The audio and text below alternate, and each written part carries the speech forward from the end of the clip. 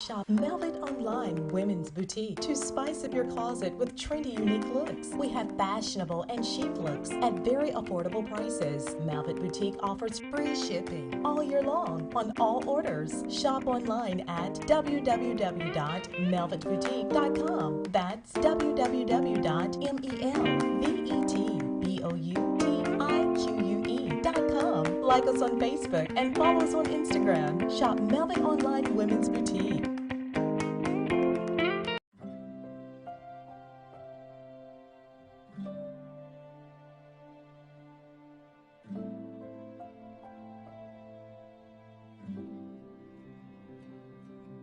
Whether it's advice on managing your anxiety or tools to help you stay grounded, Coping-19 provides a range of resources and self-care tips to help you cope with this pandemic. We can help. Find the resources that work best for you at coping-19.org. Bounty versus the old family dish towel. Drying with a fresh sheet of Bounty leaves your hands cleaner than a used dish towel that can carry and redistribute food residue. So ditch the dish towel for better hand hygiene. Bounty, the quicker picker-upper. One bite of 100% Angus beef ballpark frank, and you'll say,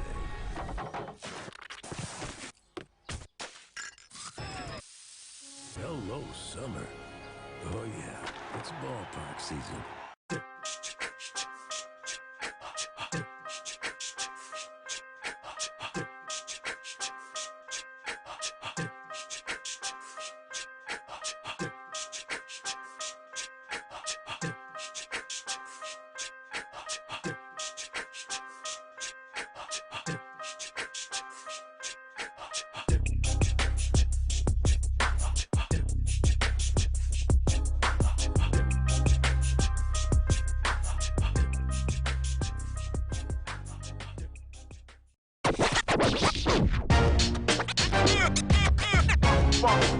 It's like a loot machine. All around town, people trying to get down. Majesty is a premium health and wellness tea line focused on bringing delicious yet healthy tea blends to the community.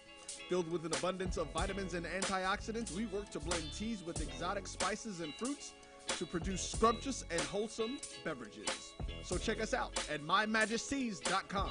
That's MyMajesties.com. My Majesties, an Urban Passport member. Let's get back to strolling instead of scrolling. Before we can safely come together, we need the facts on COVID-19 vaccines. Visit getvaccineanswers.org so you can make an informed decision for yourself and for your family. If you think all pads are exactly the same, think again. This is Always Ultra Thins reinvented with the Always Triple Protection System. This pad wicks gushes 90% faster, absorbs even more so you can feel dry, and locks odors in. Rethink your pad for up to 100% leak-free and odor-free comfort with the totally reinvented Always Ultra Thins. This is always like never before. This is the Dean of the College of HBCU Sports, Kenyatta Cavill of Dr. Cavill's Inside the HBCU Sports Lab with Mike Washington and Charles Bishop.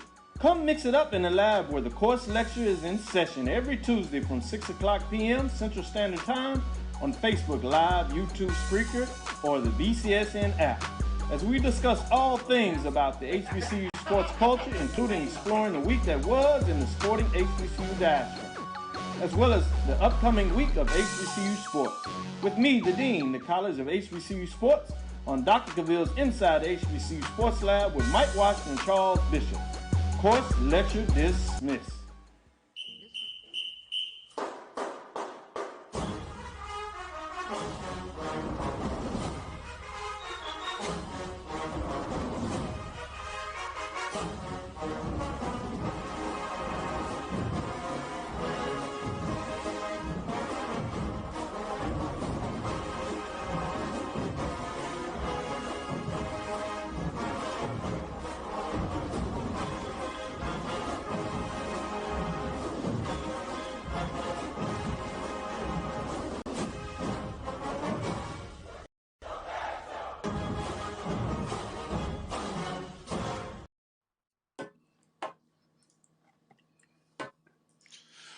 Okay, hello, and welcome to another edition of the ONG Strike Zone. How's You was everybody doing fading in tonight? and out, my brother.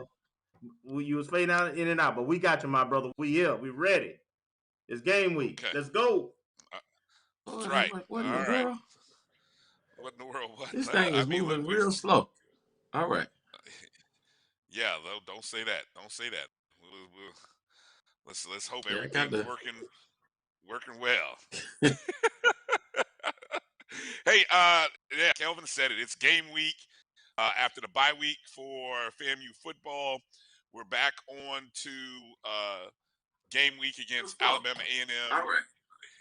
this Saturday, and 3 days away. So looking forward to that game. You know, what's interesting, I didn't really realize this, fellas. We're actually playing 3 home games in 4 weeks.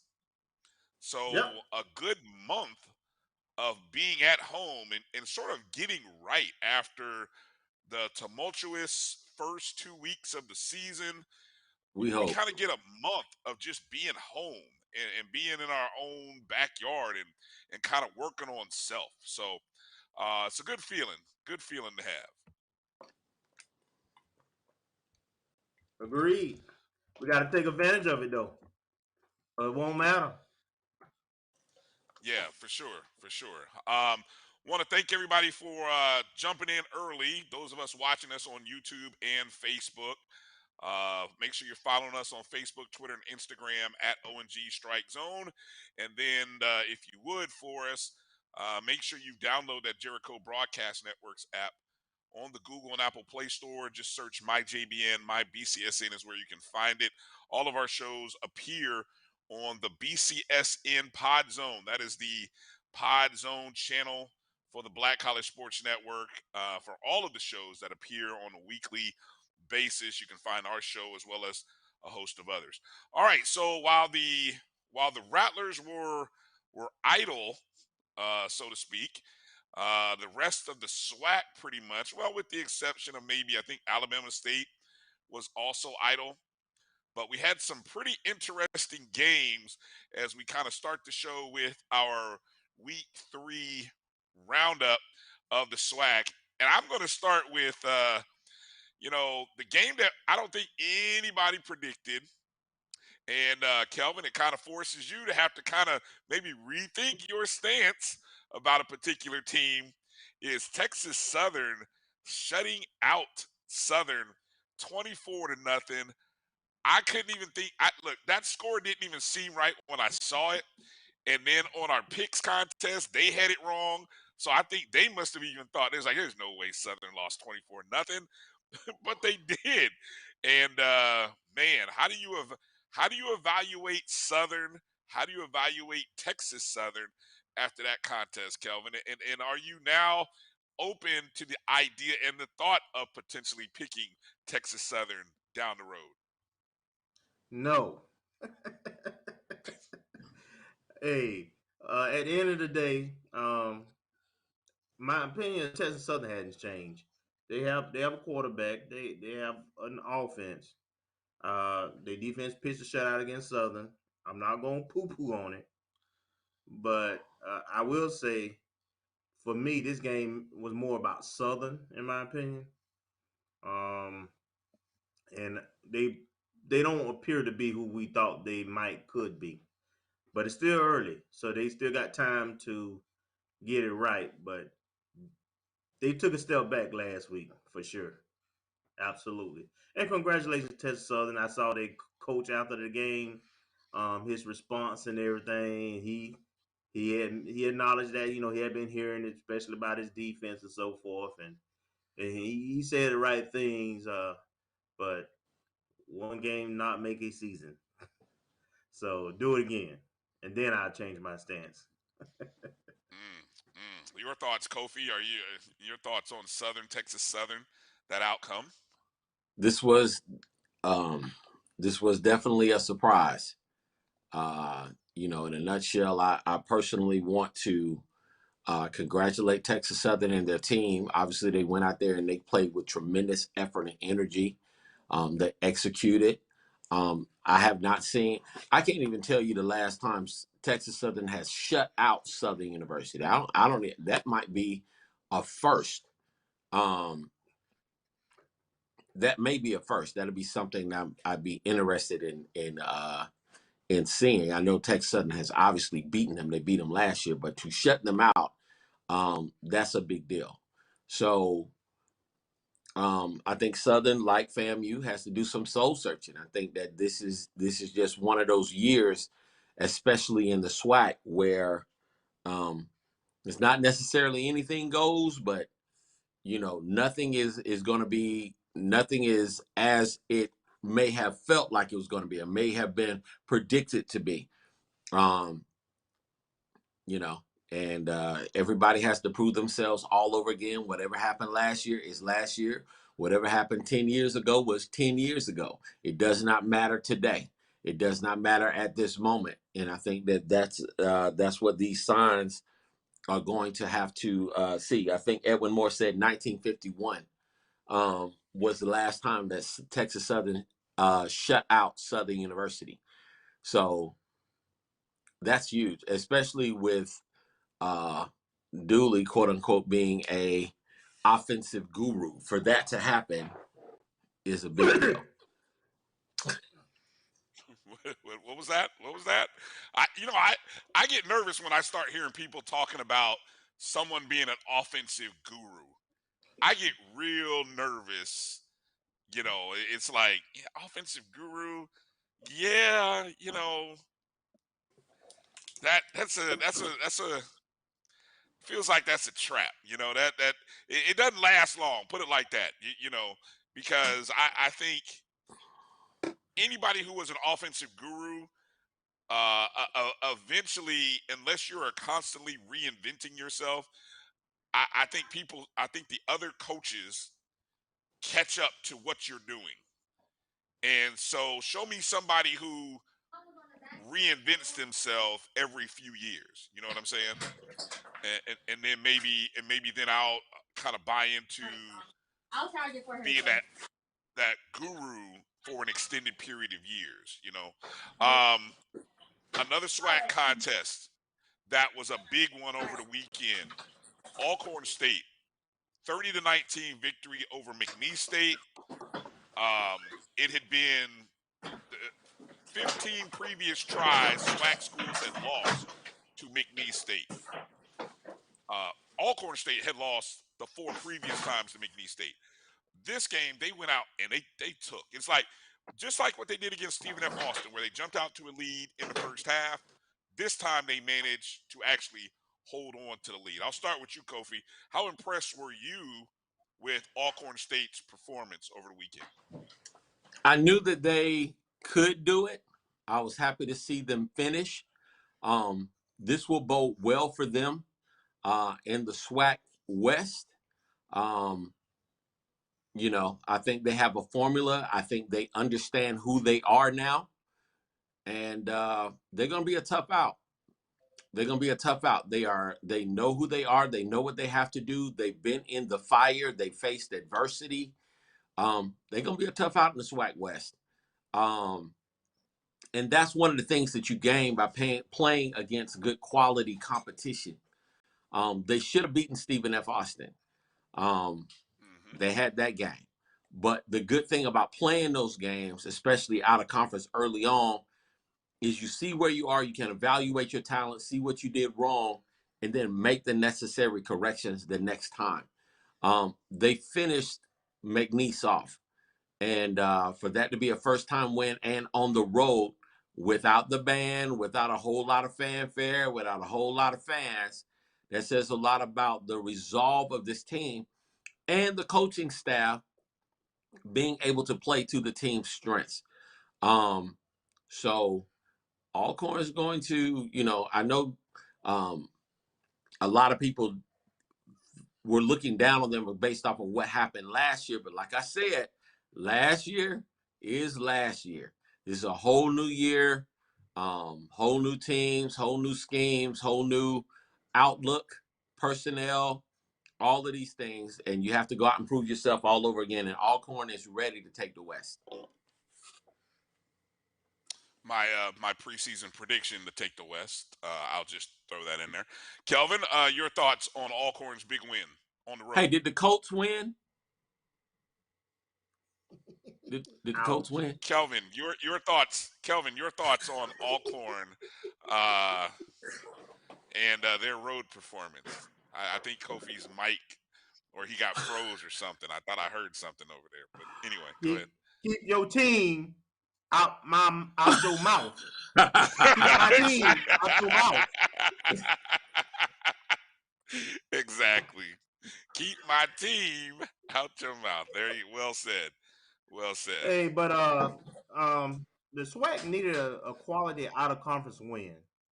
We've been playing these games, we hadn't been winning them. So to finally go ahead and get a win, and a pretty good win actually, It was McNeese first night game since pre-COVID.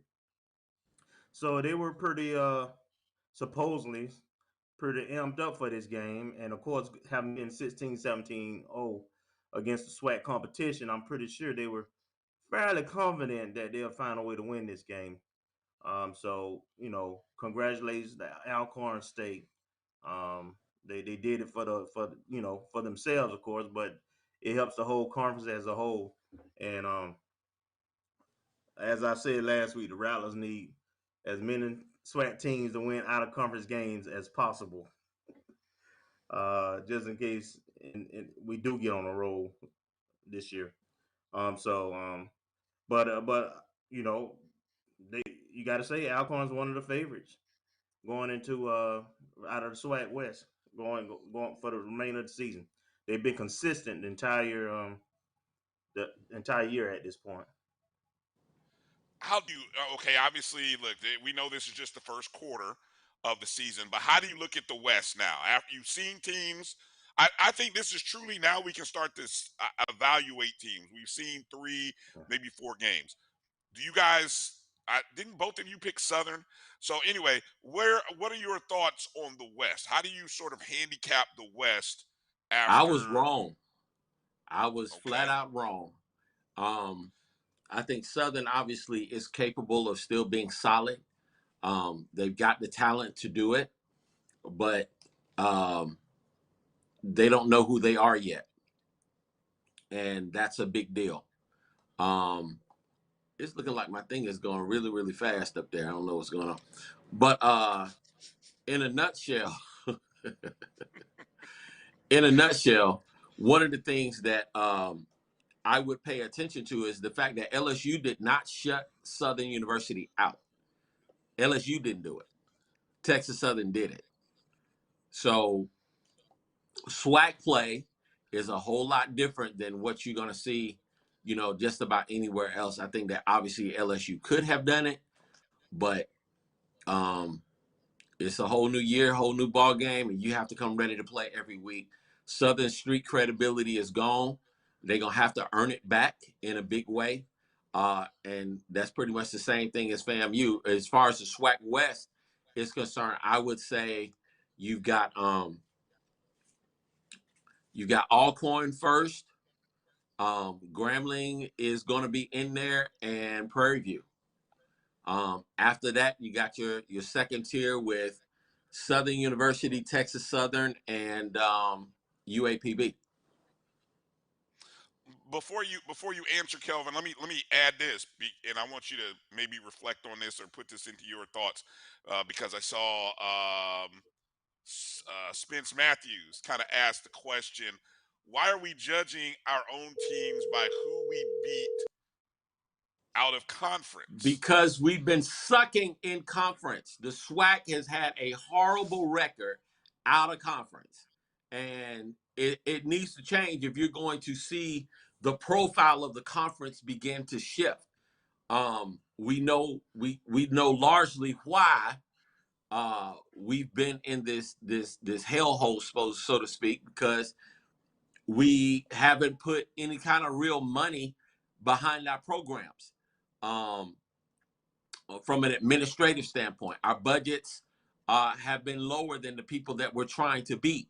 That being said, there is a shift now.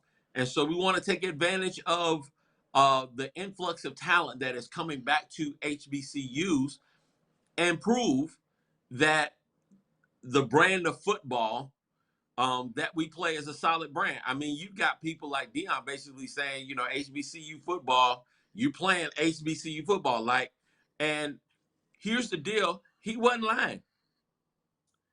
As offensive as that statement was, and even though he sounded like a Klansman, he wasn't lying. The last time an HBCU has won at a high level was really 1978. And if we want to be really bold, I want to say maybe 1999 with FAMU making it to the semifinals. Other than that, we've not done jack. I mean, McNeese State was 14, 15, 16 and 0. They were undefeated against the SWAC, and we have the nerve and audacity to ask, why does that matter? That's saying that our level of football is not high, and we've got to change that. We've got to change that. The only way we can change that is to beat our out-of-conference foes. Yeah, go ahead, jump in there, Kelvin. Yeah, Kobe just kind of stole my thunder. I mean, Dion put it out there, and I think what the SWAC has realized with FAMU, we've played out of conference games all the time. You know, we used to play Georgia Southern, Troy, and Appalachian State, and beat them. So you know, that's kind of our fan base mindset. To be honest, we try to we want to be great within our hood, and we want to be great outside of our hood. That's We pretty want much the everybody gist to of know. it. Beat Right. everybody. Leave no doubt. So Yeah. So it matters that we play out of so, conference competition and we beat them. It matters. Yeah. So, Brother Spence, I just wanted to address your question. We're not helping. We help Power Fives in devaluing our conference status when we lose. And I don't want to even put it on Power Fives anymore. When you have our presidents who don't value it, or you have administrations that don't value it, and you have fan bases that don't value it, then why should Power Fives value what we have?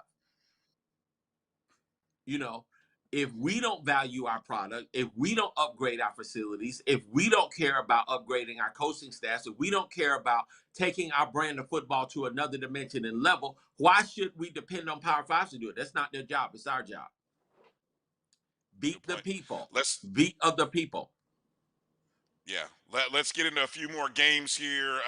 Some of the beatings that were taken by some schools before we get into talking Jackson State and Grambling. You had Alabama A&M still winless, coming into this ball game winless after losing 28-3 by Austin Peay. Oklahoma State gets done in by, or excuse me, other way around. UAPB gets done in by Oklahoma State. Incarnate Word. Now, you know, that team is like ranked number 6, I think, top 10 in FCS. I think Prairie View is good, Mike, bro. Prairie View has a good squad. Solid. They were in that game. They had solid. opportunities, and if they find a QB that can complete some passes, they're gonna be really, really, really tough to beat. Let me go back and address. Hold on a second. Let me finish, because I did want to make mention of one other score. Delta State beating Mississippi Valley State 28-17. Who That's told you to bring that up? Division II. No, but you could have left that off.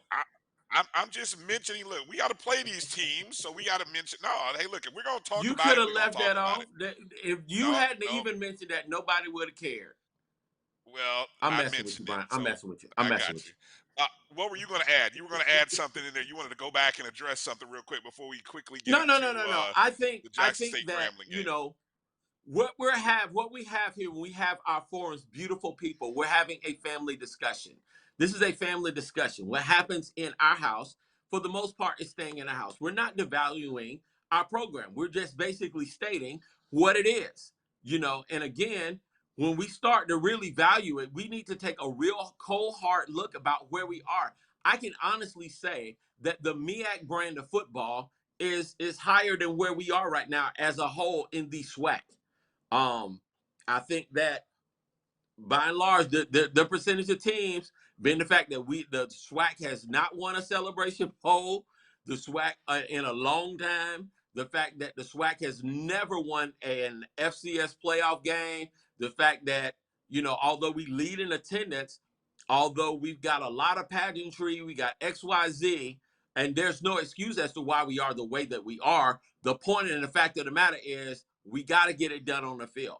I have to give credit where credit is due. Right now, in North Carolina Central, South Carolina State, even Morgan State is playing a good brand of football, and they're proving it by what happens out of conference. It's the same thing that happens with the SEC.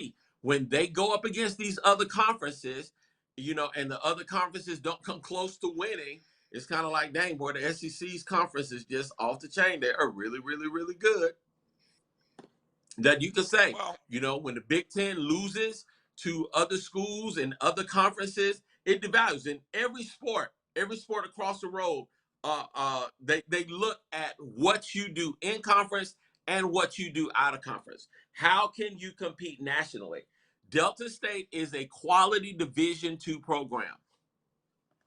Delta State is a quality Division II program. Delta State and the top Division II programs would give a lot of teams in FCS a hard time, if not just outright beat them. They play a good brand of football. Do not let their division fool you into thinking that they can't play, because you'll get beat. And it's the same thing even with the upper echelon of FCS. The top 5, top 8 teams in FCS can compete in the FBS level and do quite well. So, don't let the division classification fool you into thinking that somebody's worthless because they're in a division lower than you. Now, that being said, I hate to talk about this, but I'm going to bring it up. I really feel like Valley in their budget they're playing out of their league. I don't want to say it, but the fact of the matter is they're not competitive in any sport in the SWAC. They're looking like they're not going to be as competitive in football. They're not going to be competitive in basketball. They're not going to be competitive, and Lord knows they weren't competitive in baseball or softball. They're not going to be competitive in volleyball.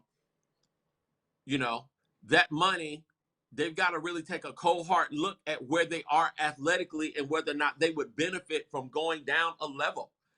And that's just the cold hard facts of where they are. Why continue to spend all this money and not get anything in return when you could just go down a level and try to reap some benefits and do something? And that's just my thoughts with that. But they're not somebody that's necessarily a pushover, but you have to take a cold hard look at it because the school they've got under 2,000 students at this time. And people are like, well, why is that important? Because the other schools, you got other schools like Davidson that don't have them in. Well, Davidson and these other schools have old money. They've got large endowments. They've got supporters. They've got people that give back. They've got grants. They know how to multiply their money. That's not happening at Mississippi Valley. That's not happening at our HBCUs, across the board. Really, here's the deal. Here's the deal, FAMU. If we don't get the right AD, if we don't get the right person in there, we also need to take a cold hard look at moving down to Division II. Lord knows I don't want to do it, but the fact of the matter remains, we're not investing the kind of money that it takes to be successful at the FCS and the Division I level by the way that we compete and also by the way that we service our athletes. It is what it is. All right, strong words. Let me move forward here and kind of wrap up our SWAC roundup here as we just kind of go back and recapping some of the weekend's games before we get into talking more FAMU-centric things. Jackson State with a 66-24 win over Grambling State. It was close. At one point, it was tied 14-14. Second half is where Jackson State dominated. I said this last week. I thought this was an impressive, dominant defense. They're backing it up on the offensive level. Shador Sanders, 4 passing touchdowns, 2 rushing touchdowns. They are I've said this. I put them in a tier separate of everyone else in the conference right now. So if you do tiers, Jackson State is in tier 1. Now you've got other people in tier 2. Us, Alabama We ain't State, in tier 2 yet. Southern. Well, I'm looking. I'm basing it all chasing outside stuff. So, Kelvin, your thoughts? Just Yeah, so my thoughts are I watched that game. It was what 21-17 at halftime. Uh, JSU had jumped up 14-0 and then Grambling came back largely because they ran the ball and they created turnovers and they capitalized off those turnovers when they got them, much like South Carolina State did. I don't understand what happens in coach's mindset where they go to trying to pass against Jackson State. Is your best shot is to keep that offense off the field and to run at that defense because they play a lot of DBs and they're a little bit smallish up front. So to me, the key is to keep pounding them, man, and control the time of possession. And when Grambling was doing that at a pretty decent level and getting some turnovers, they were competitive. When they got away from that and they started giving away turnovers, they were not competitive. I do agree with you that Jackson State is a different tier only because of this though. The margin of error is so slim with them. If you don't score touchdowns, you're not going to beat them. If you give their offense the ball a lot, you're not going to beat them. They're going to put up points. So you have to be very disciplined, slow the game down, and play keep away from that offense. And you got to pound the rock against them. And hopefully some coach will figure that out and stop trying to throw against them DBs and that pass rush. anything you want to add there, Kofi, before we get ready to head to break? Just really, I just wanted to address, just really the whole thing about us being in tier 2. The jury's still out on this team. The jury is still out. I know people are asking, well, is any of these coaches going to be on the hot seat if they lose this game? I would say no. But, it would warm up just a little bit, especially we lose a home game. Obviously, but no. The deal is right now, FAMU has not proven itself on the field yet. They haven't proven, in spite of having or possessing all the talent that they do have, they haven't done it on the field. They haven't beaten, I want to say, on level competition yet. And so it's they got to put up or shut up. There is little to no margin for error now. And their identity is going to have to forge through this week and next week in order for their... I hadn't been able to see my grandchildren. An expression on someone's face when you do something nice for them. I miss all my friends in school. Visit GetVaccineAnswers.org so you can make an informed decision about COVID-19 vaccine.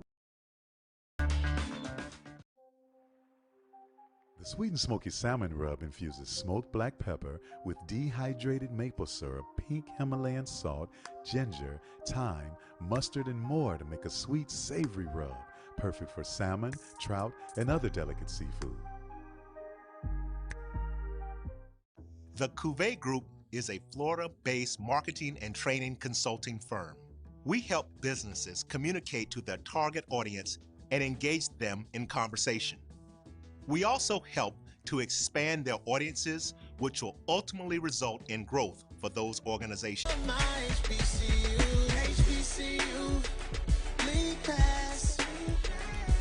Watch your favorite black colleges, some of the best players in the land.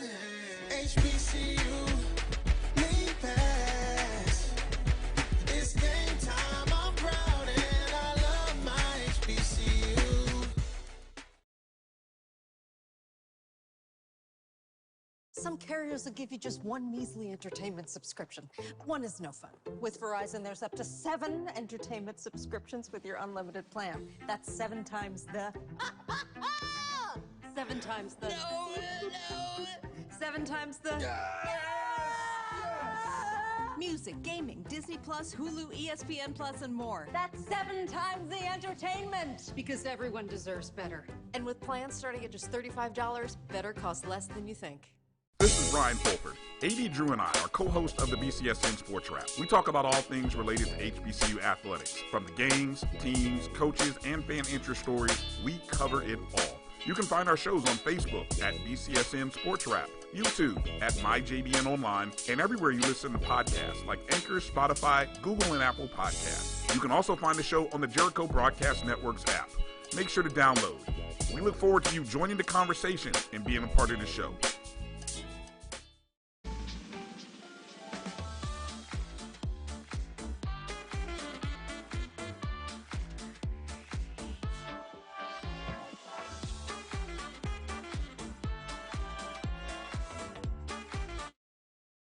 It's never too early to plant the seed, to share the tradition, and instill a sense of pride in your HBCU with your little ones.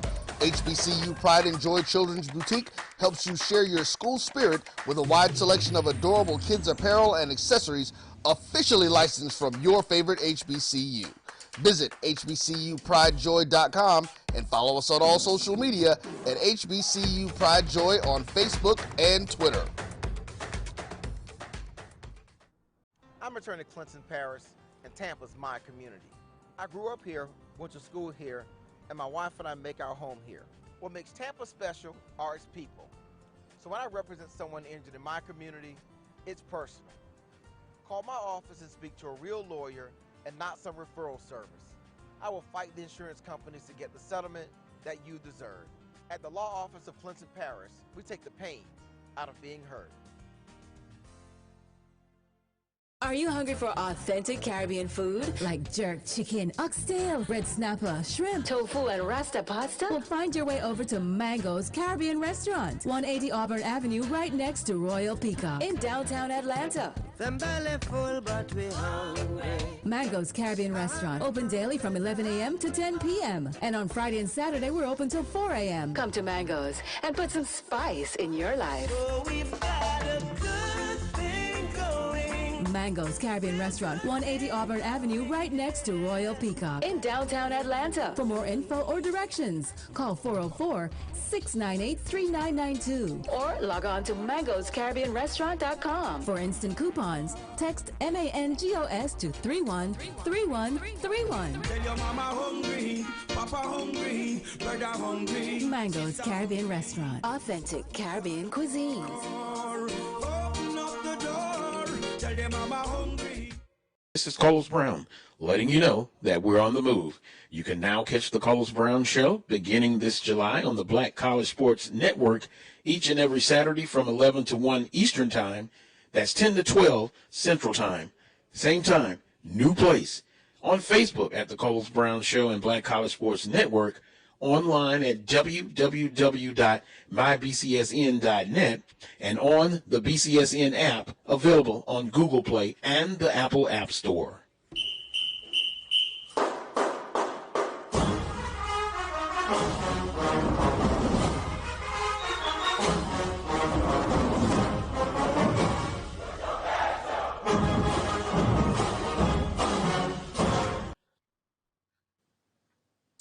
All right, welcome back to the O&G Strike Zone. Brian, Kelvin, and Kofi here. It's time to get into the Rattler Roundup.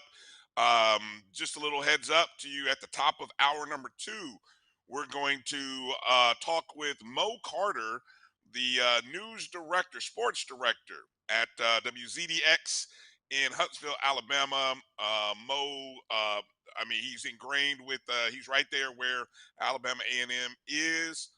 Talks to Coach Maynor and the guys with Alabama A&M all the time. So we will get a chance to kind of go in depth and find out what the Bulldogs are bringing. Maybe even find out when's the last time they've been 0-3, potentially 0-4. It's been a while. So this has been a tough season for them. So, but anyway, getting into the Rattler Roundup, one of the big news stories that came out in the course of just the last, 48 hours, we get the word that our good friend, Coach Mike Rice, is coming back to FAMU. Welcome home, Coach Mike Rice.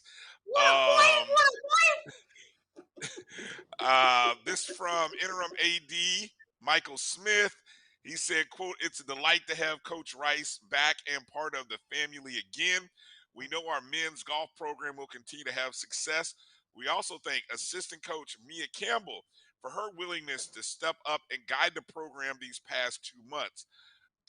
And so, just in case you've been in a foxhole and didn't really know what happened, of course, a couple months ago, Coach Rice resigned and presumably had, by all accounts, had taken a position at Prairie View A&M, where he was going to be leading their men and women's golf programs.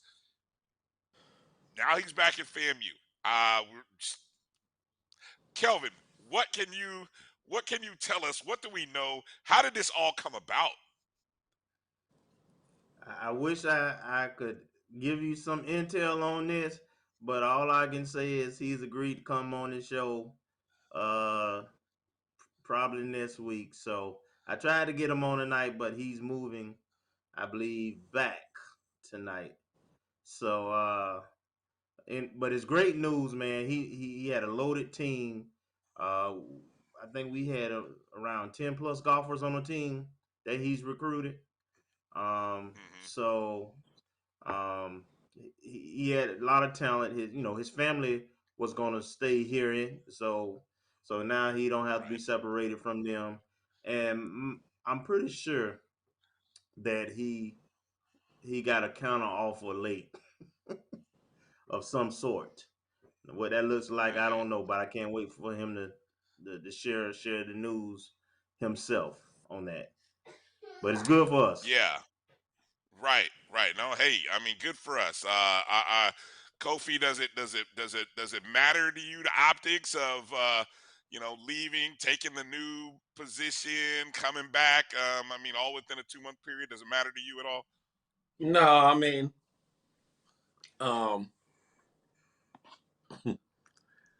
no, I'm just happy he's back. He held you, I wanted to he be held your nice. tongue I was there. gonna say something smart, but I'm gonna I'm trying to be Well, good right now. It's right now. I'm happy Yeah. he's back. And it's no shade Yeah. against Michael. I was just simply gonna say he was gone for a shorter time than the Queen was lying in state. Ooh, wow. I mean, Too soon. he Hashtag too came soon. right No, back. I'm just kidding. Yeah. So, that led to. I thought there was a lot of interesting speculation with that. I personally don't And care. I'm just glad that he's back. He'll tell us when he come on the show next week. I'm good. I'm glad he's exactly. back. So, And one of the things I can say is people say that they don't watch this show. They or they not looking at what's happening online. But I guarantee you, the news or whatever's being said is getting back because people are getting informed. And it was a shame. We never should have lost him in the first place. And that's really job one. But I'm interested to see. I want this AD search to be I don't want to say it be over. I want it to be the right pick so I can chill, so to speak. I can just rest and know that this is going to be a good job. well, your The work may person only that's in have that just seat is going begun. to do a very good job. Huh? What's that song? We've only just begun. I want to So hear I that. mean, you I want to hear. yeah, okay. I'm just saying. Who Yeah. knows? Who Don't knows? be jinxing this and stuff. Because that's gonna send me off All on a right. whole different All right. tangent. I'm trying to be good. Keep going. Okay. Moving on to some other news regarding coaches. And this story kind of came out over the last 24 hours. And I want to say I first read a mention of it by Gerald Thomas in the Democrat. And then we saw some comments by Coach Willie Simmons following a practice. But I'm reading an article here from Football Scoop. and the title says loved ones of Florida A&M's James Spady asking for help after an in-game medical incident. So Coach Spady, one of the assistant coaches on our staff, during the season opener against North Carolina, Spady apparently suffered a medical incident that caused him to lose his vision. There has been a GoFundMe set up to help Coach Spady during this time, according to the article. And I'm reading right here from the article. After the game, he was taken to UNC Memorial Hospital, where he spent a week in the intensive care unit before eventually being released on September 5th. His wife, Barbara, left Arizona where she was caring for her mother, and to be with him and get him home to Tallahassee, where they are today. The prognosis on when Coach Spady's vision may return is unknown as of right now. Doctors believe it could be up to 6 months before his vision returns. So there is a GoFundMe page. I believe we do have that page. I know with these things, you always want to kind of make sure that this, of accuracy and things. So let's see if our producer is able to flash that up on her screen so you guys can see again. So yeah, that's the GoFundMe page there to help Coach Spady. And so that's as far as we don't know a whole lot, but we just asking that you keep Coach Spady and his family in your prayers and thoughts. If you're able to give anything, I'm sure it'd be greatly appreciated. Any either of you want to add any comments? Yeah, I just want to say, keep your head up, keep grinding, hanging there, coach. Do what the doctor say, so you can get better. And I look forward to come back full strength. But right now, family and your health is important. Your presence is missed. It's going to be missed on the sidelines also. I mean, he's one of the senior statesmen, assistant head coach, I think. So in that sense, he's been a head coach. The words of wisdom on game day, I'm sure are helpful, but right now that's for him. That's not the priority. He needs to get his health back, and we're always saying we family and so forth, and we support each other, and we need to make sure we support him with prayers and those who are able donations. And it's never, a season never goes as you expect it, and I think I don't. Let's just say one more challenge for this team to have to deal with, and that's. I'm not going to call it a distraction or anything that minimal, but let's just say one more challenge that this team has to deal with. And I'm sure there are guys who this affects more than others. I'm sure, but just for Coach Simmons to just have one of his trusted assistant coaches who I know he leans on and relies on to not be there. And then with the change, I mean, you could go back as far as the changeover right at the end of what was it, July? You lose coaches that you probably didn't expect to lose in July, a month away from camp starting. And I'll tell you, I don't know. You look, Lord knows how this season is going to play out, but I got a feeling when Yeah. it's all said and done, Coach Simmons is going to talk about how this was probably his most challenging season as a head coach and leader. And so, as you guys are watching Coach Simmons, just take a second and appreciate. You make plans, and coaches are methodical in how they make plans, and they want everything to be regimented, and they despise just things that break away from the norm because they want established patterns. And so to be able to then have to deal with all of these challenges, man, I tell you, just keep that in mind as you guys watch Coach Simmons' work out here and rally these troops. Props to everybody who can maintain their focus during these practices and games with everything going on. All right, I got to mention also in the roundup, this is a sign of, I mean, probably inevitable, but the top two administrative assistants behind the athletic director have moved on earlier in the week, and this is all happening this week. We saw that the senior women's administrator, and I hope I'm saying her name, is it Carrie Lockley or is it Karai? Is it Correct. Carrie? Correct. Okay, thank Correct. you. Corey Lockley took the job as the new senior associate athletics director for finance and administration at William and Mary. She was our senior women's administrator. Basically, she was the number 3 person, or you could say the number 2 person behind the AD in the athletic department.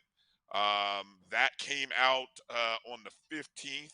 You know, that's probably Friday or so when that announcement came.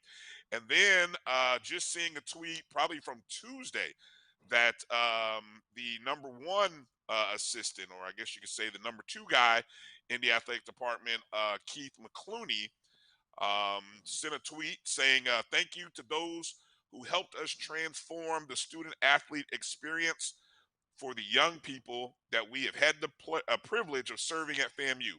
I'm blessed to have served during the greatest period of revenue generation in the history of the athletic department. Hashtag first in, hashtag last out, deuces, and a little icon of the lights going out. And so presumably the deputy director of athletics is gone. And so, Kelvin, to me, it just signals the winds of change are about to happen within the athletic department, and it's even going to be more challenging, not only for the interim AD right now, Michael Smith, who's holding the job, but for whomever is put into this position. Your thoughts?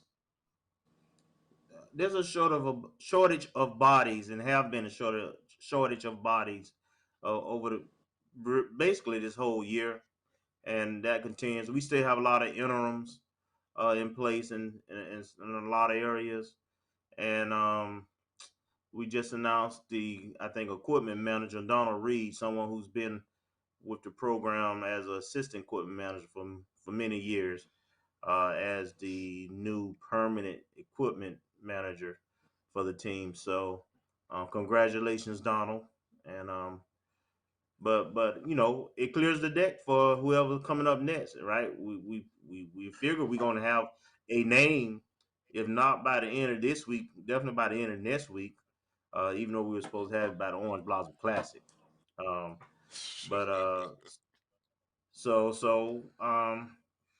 that person has to come in as soon as possible and hit the ground running. And that's why it's probably best to have somebody really experienced who has relationships and connections and can probably pinpoint some folks, because they won't have a lot of time for the honeymoon. They got to get straight to work. But those two leaving are no surprise. The AD that hired him is no longer here, and you know they're moving on. They got jobs at other opportunities at other institutions, and we wish them well. Kofi, you want to add anything quickly? No. Okay. No, I mean Kelvin basically said everything. Moving on. Okay, moving on. Our Lady Rattlers volleyball team. We had Coach Gokhan on last week. They hit another tough patch here. Essentially going winless in 4 games in 5 days with losses. They were in I think it was the South Alabama Invitational. Losing, they lost 3-0 to Ole Miss. I think those were close games, relatively close games. They lost 3-1 to Eastern Kentucky, lost 3-1 to South Alabama, came back and lost a tough 5-setter on Sunday against UAB. I believe you were at that. Did you make it to that game, Kelvin? No, I didn't. I went to see Woman King with my daughter and my wife, so we didn't get out in How time. was We that? saw the early matinee. Oh man, it's worth it, man. Everybody go see that. It's an awesome movie. Come out there feeling proud. Okay. Interesting. I feel like that's a whole nother podcast we might need to do. But so yeah, the team 0-4, last non-conference sort of group of games before they start up conference play, which will begin Friday night in Daytona Beach against BCU. So we start the defense of our SWAC title on the road, 6 p.m. In Daytona Beach.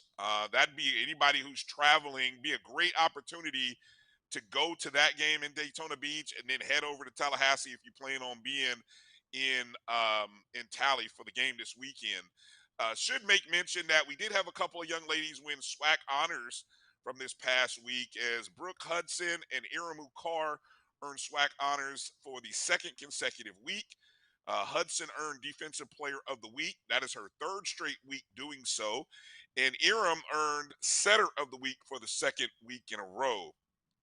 So congratulations to those ladies. And I'm hopeful, even though our record sits at 3-11, overall, I'm hopeful about what we can do in the SWAC.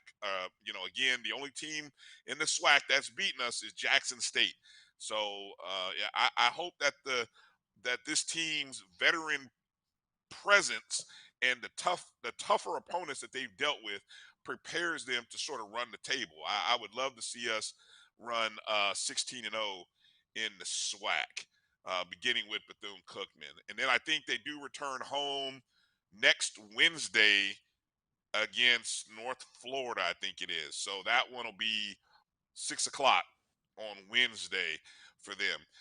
Got to make mention of our tennis program, our women's tennis program. They were in the HBCU National Tournament this past weekend in College Park, Georgia. We finished 5th.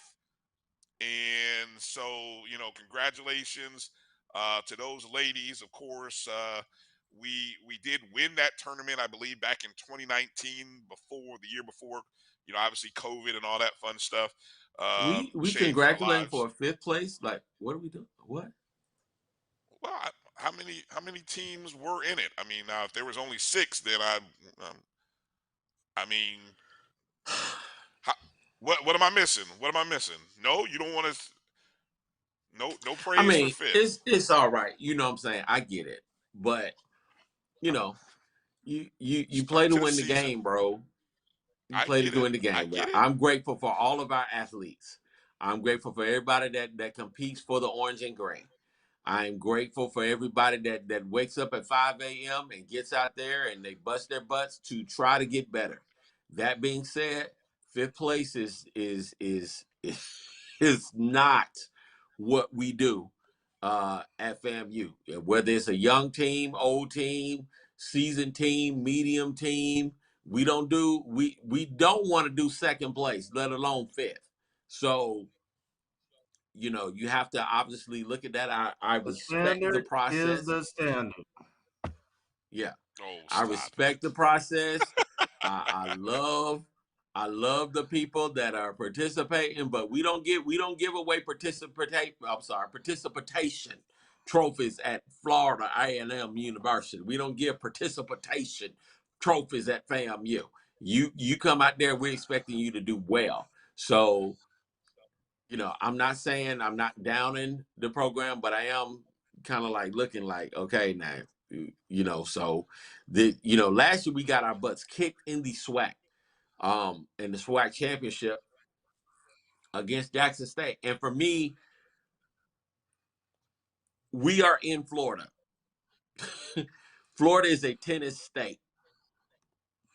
We are connected with Georgia, who also has a ton of tennis talent. So I'm wondering why you know, we finishing See, fifth is just confusing to me. I've told So you, that's just it. about that Florida thing, yeah, and we talked about women's basketball.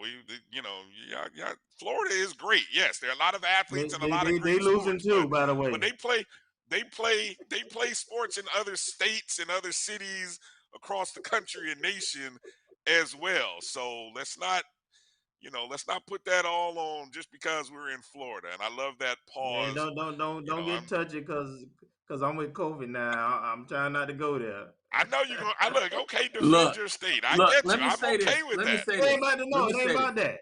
We are Florida A&M though. Yeah. Okay. Look, I'm just saying.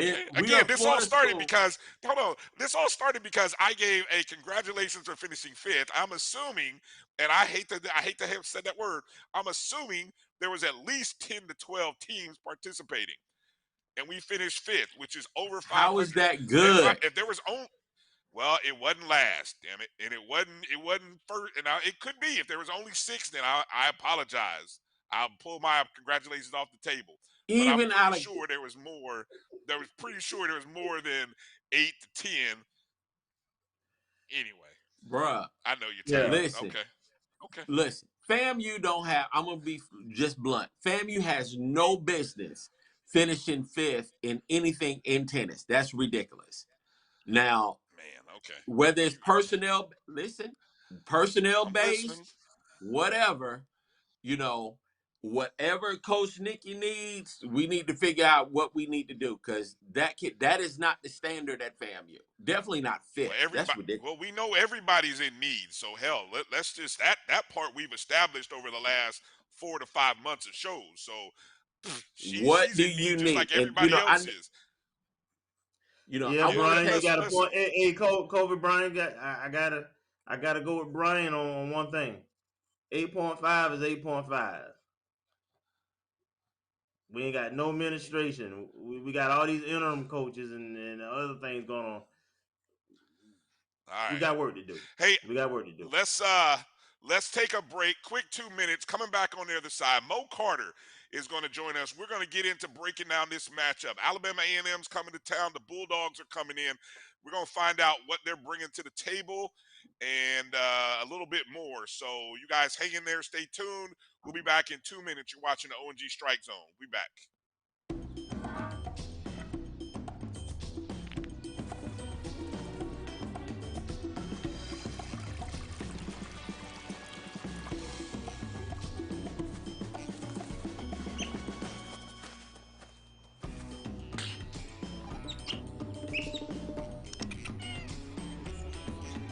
For 5-star backyards, Yellowwood brand pressure treated pine.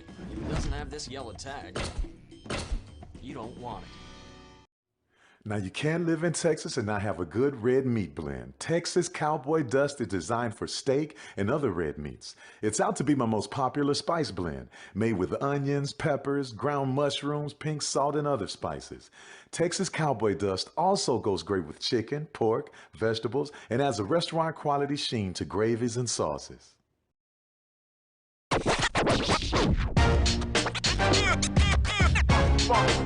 It's like a loot machine. All around town, people trying to get down. Vanilla smoked sea salt seasoning is for seafood. The tarragon and fennel bring out the natural sweetness in seafood. I also use it in rice dishes, on yams, asparagus, blueberry pancakes, and believe it or not, chocolate chip cookies. Vanilla smoked sea salt adds a salty and savory component to sweet dishes that create a symphony for the tongue.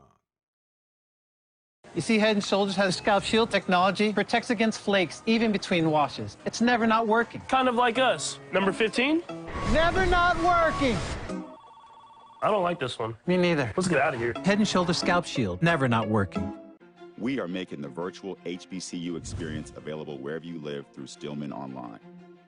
We offer online degrees in business, criminal justice, psychology, and religion.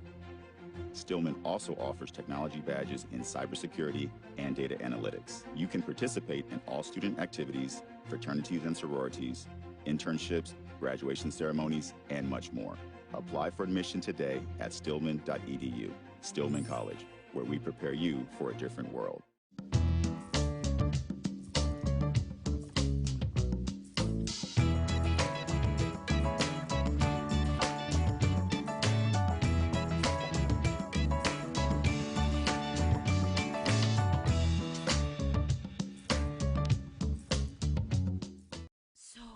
Shop Velvet Online Women's Boutique to spice up your closet with trendy, unique looks. We have fashionable and chic looks at very affordable prices. Velvet Boutique offers free shipping all year long on all orders. Shop online at www.melvetboutique.com. That's www.melvetboutique.com. Like us on Facebook and follow us on Instagram. Shop Velvet Online Women's Boutique.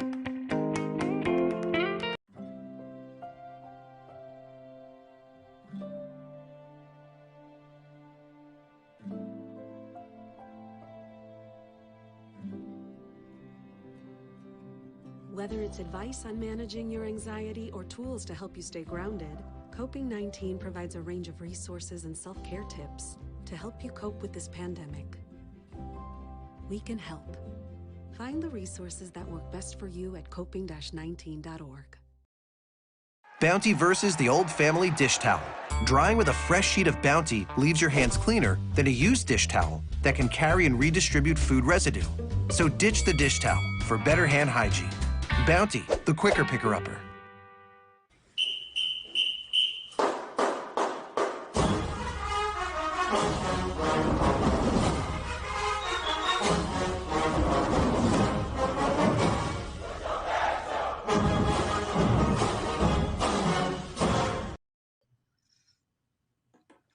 All right, welcome back to the ONG Strike Zone. Brian, Kelvin, Kofi, and joining us, good friend, Mo Carter, the sports director, WZDX in Huntsville, Alabama. Mo is on to talk to us a little bit about Alabama A&M. Mo, how you doing this evening? Hey, doing well, Brian. Appreciate you guys bringing me on. Obviously, you know, the life of a sports director during football season, the South is very, very busy, but I'm glad I'm able to, you know, take some time out and chat with you guys about this upcoming weekend. Yeah, appreciate it. So, okay, so and one of the things we like to do, you know, for anybody who's just joining us watching the show, we like to, you know, whenever FAMU's playing somebody, we always like to try to bring in somebody to give Rattler Nation a different perspective on the, you know, the other team, somebody who's more ingrained. And obviously, you're right there in the backyard with Coach Connell Maynor and this team. And so, after, you know, they're coming into this contest 0-3. But they have had a challenging schedule. 2 FBS programs right off the bat, followed up by a top 25 ranked Austin P program. How do you describe, or how do you describe the expectation preseason versus what we've seen from the first 3 weeks of Alabama A&M season? Well, anyone that knows football and you and then you take Alabama A&M schedule and look at it, you know for sure it was going to be tough coming out the gate. I mean, you know, going up against UAB, a team that has been very, very solid in Conference USA the last few years, and now they're rolling over. Did I expect it to be that much of a beatdown? No, but, you know, that ended up happening.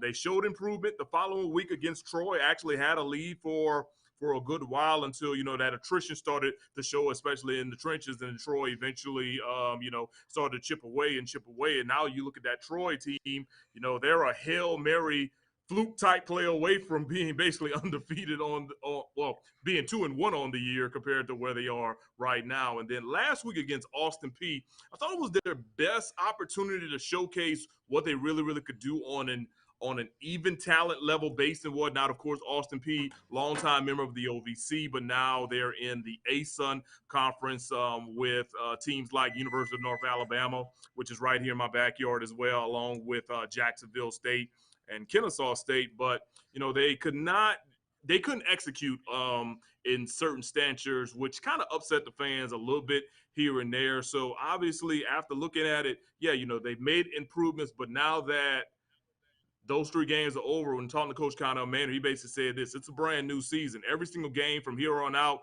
really, really will make or break their season, because every single game they got left is a conference game within the Southwestern Athletic Conference. And it all starts with a trip to Bragg Memorial Stadium this upcoming weekend against those Rattlers.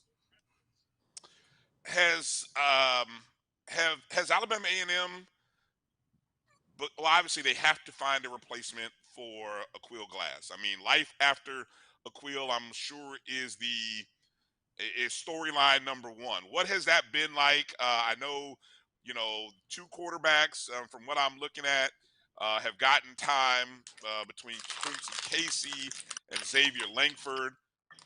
What's your evaluation of those two, or what is Coach Maynard's evaluation of those two?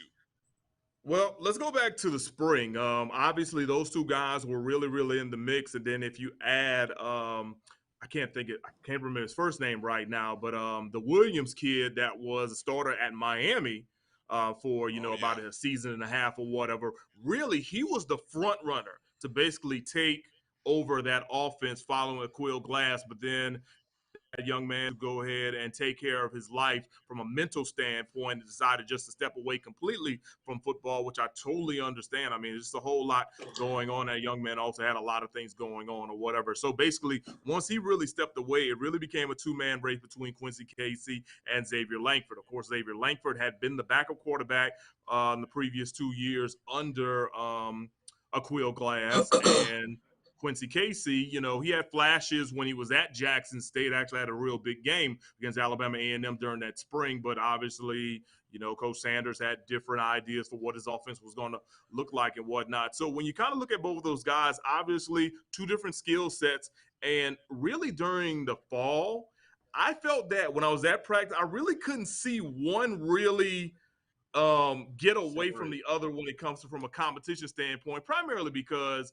these guys have their strengths. Of course, Quincy Casey more of a dual threat guy, while Xavier Langford more of an RPO type guy who can run if he needs to, but running isn't going to be his first option. And obviously, that offense, they need to find a way to click under both of them, and really neither one of them has kind of really taken the range. So when we talked to Coach Maynard, especially after the game, I asked him about it. He basically said it's going to be open season again through these first couple of games. I mean, excuse me, not games. First couple of days during practice as they get ready for FAMU. And 9 times out of 10, it's probably going to be a game time decision with one person going as a starter and the other person literally sitting right next to the offensive coordinator. Well, not the offensive coordinator, the guy that's calling the plays on the sidelines, just knowing that his chance could come up next. Go ahead, Kelvin. So Coach Maynard hit the transfer portal hard. He brought in a lot of players. He really turned our roster over. Along with, he lost a couple of guys who transferred out, who were big time, and then of course the graduation. So it's a lot of newness with talent. Has that translated in these first 3 games and during the fall practice? Have you seen that talent start to translate? Is there any person that has surprised you that's particularly stands out, or is that still a work in progress? I'll say it's a combination of both. Obviously, you're going to have guys who've been a part of the program that's still trying to show out, but then at the end of the day, Coach Maynard says it best. Like, everybody's position is basically up for grabs or whatever, minus 2 people, and those are the 2 people he bought to SWAC Media Day, in running back Gary Quarles and wide receiver Adu Fatai Ibrahim. Now, I'll say this. I feel like the offense really hasn't been in sync as much with the guys they've added. Obviously, they've had some other problems or whatever too. But defensive-wise, I actually have been impressed with the way this defense has actually progressed or whatever from a game-to-game basis.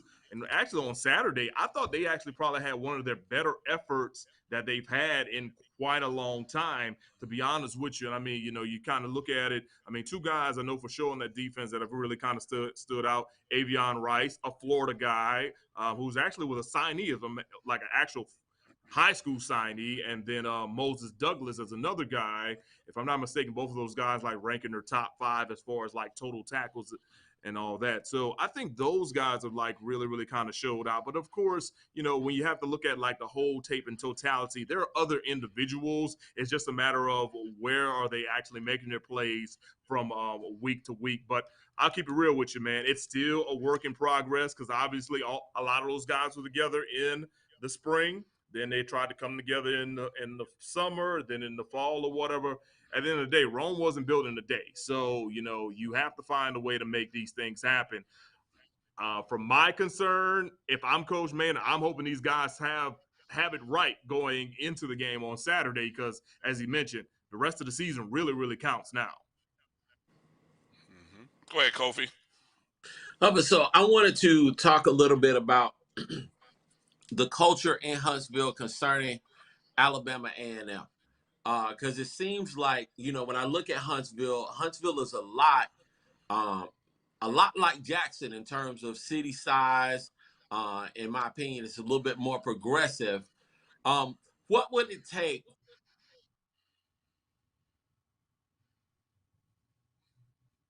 We mic. may have got paused here.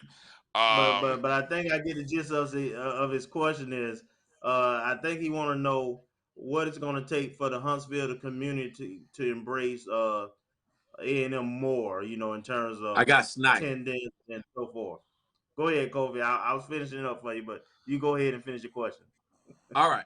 So what is it going to take for Huntsville to embrace the Bulldogs like Jackson embraces Jackson State? Bingo, Kelvin. Well, obviously, support is going to be number one. Now, to add with that, here's the thing. So, Huntsville just bypassed Birmingham as the largest city in the state this past year. And about 3 or 4 years, Huntsville will have the largest metro area as well. When you look at Huntsville, Decatur, Athens, and I guess I would say probably Priceville as well, kind of that whole loop of section along 565 and I-65 as well. And of course, there are a lot of infrastructure things that are either coming or they have expanded. Thus, for example, NASA, the Space Flight Center is here. Everybody know, well, matter of fact, you guys are in Florida, so you know about the Artemis rocket. Well, that rocket was built right here in the city of Huntsville. So you take a look at it like that. There's a huge monster Toyota plant. I think the FBI just moved a regional office here as well. So, of course, it's about now really building those relationships and seeing what kind of additional support you're going to go ahead and get. Because I think one thing that I think people tend not to understand is that Huntsville is not a predominantly urban city. Don't get me wrong. We have a large urban population here, but it's not a predominantly large urban city like Baton Rouge is with Southern University, or Jackson is with Jackson State, or Montgomery is with Alabama State. As a matter of fact, I'm actually can go out on a limb and probably say that Alabama A&M's largest base that's closest to us is in Huntsville. It probably is Birmingham, as a matter of fact. So with that being said, if you want to really get Huntsville really on the notion, of course, obviously it's going to start with building relations and also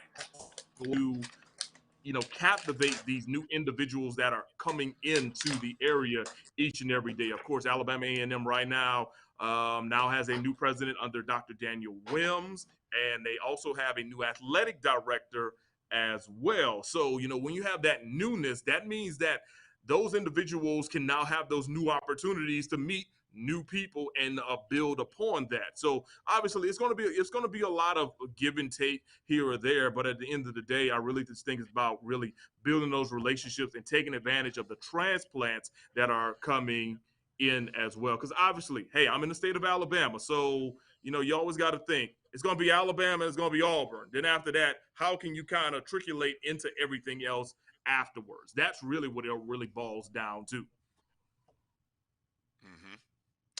Hey, one of the things, Mo, I noted in kind of doing some research as I'm coming back to A&M, or Florida A&M versus Alabama A&M, and more so Willie Simmons and Connell Maynor.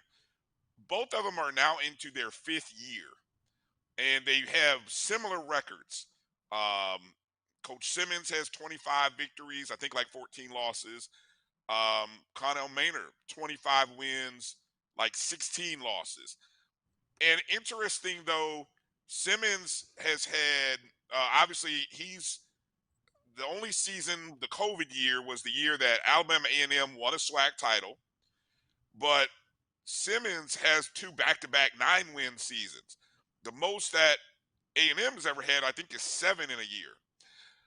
How would you evaluate what these 2 coaches, and maybe specifically as you look at Maynor, in what these 2 have done over the 5 years, and maybe we talked about this a little bit before you came on, what they came into and how similar that looked compared to what they've sort of built now over the past 5 years.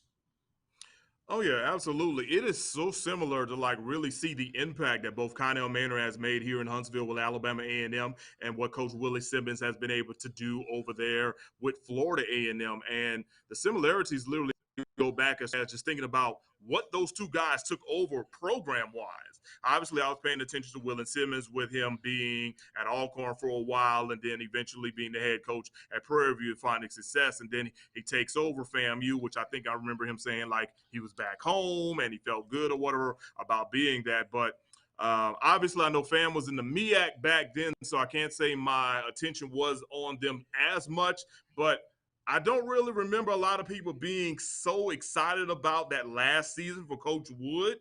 I'm pretty sure it was like a losing season or whatever. So obviously, a coach goes into that situation and they're like, all right, I have to find a way to build the program up. Let's reconnect with the fan base, get the people excited or whatever. And I think Coach Simmons has definitely, done that during his time, especially during those last couple of seasons in the MEAC as well. I know being like very, very close to either getting to the Celebration Bowl or getting to the playoffs, moving over to the SWAC now, obviously getting to the playoffs. And, even last year, you're 1 point away from basically, being the East champ, and instead of going to the playoffs, you're in that Celebration Bowl, getting, opportunity to represent the SWAC or whatever in that situation. So the fact that Simmons was able to come and do that and kind of elevate things with with Florida A&M has been good. As far as Coach Connell Manor, he was kind of in a similar situation.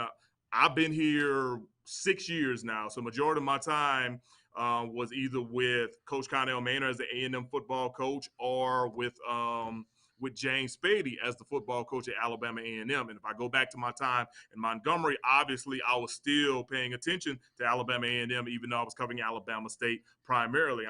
Coach Spady was a really, really nice guy, great coach and whatnot, but he just could not get Alabama A&M up to the standard that they really, really wanted him to be. So, of course, Coach Manor comes in, takes over. Unfortunately, he's hit with a blow with an APR situation early on. But ever since Coach Manor's been here, every single year, they've had a winning season. They've never had a losing season under Coach Manor. And obviously the spring season, no matter what your thoughts or whatever about it, because I know everybody has all kinds of opinions about what spring 2021 was really like.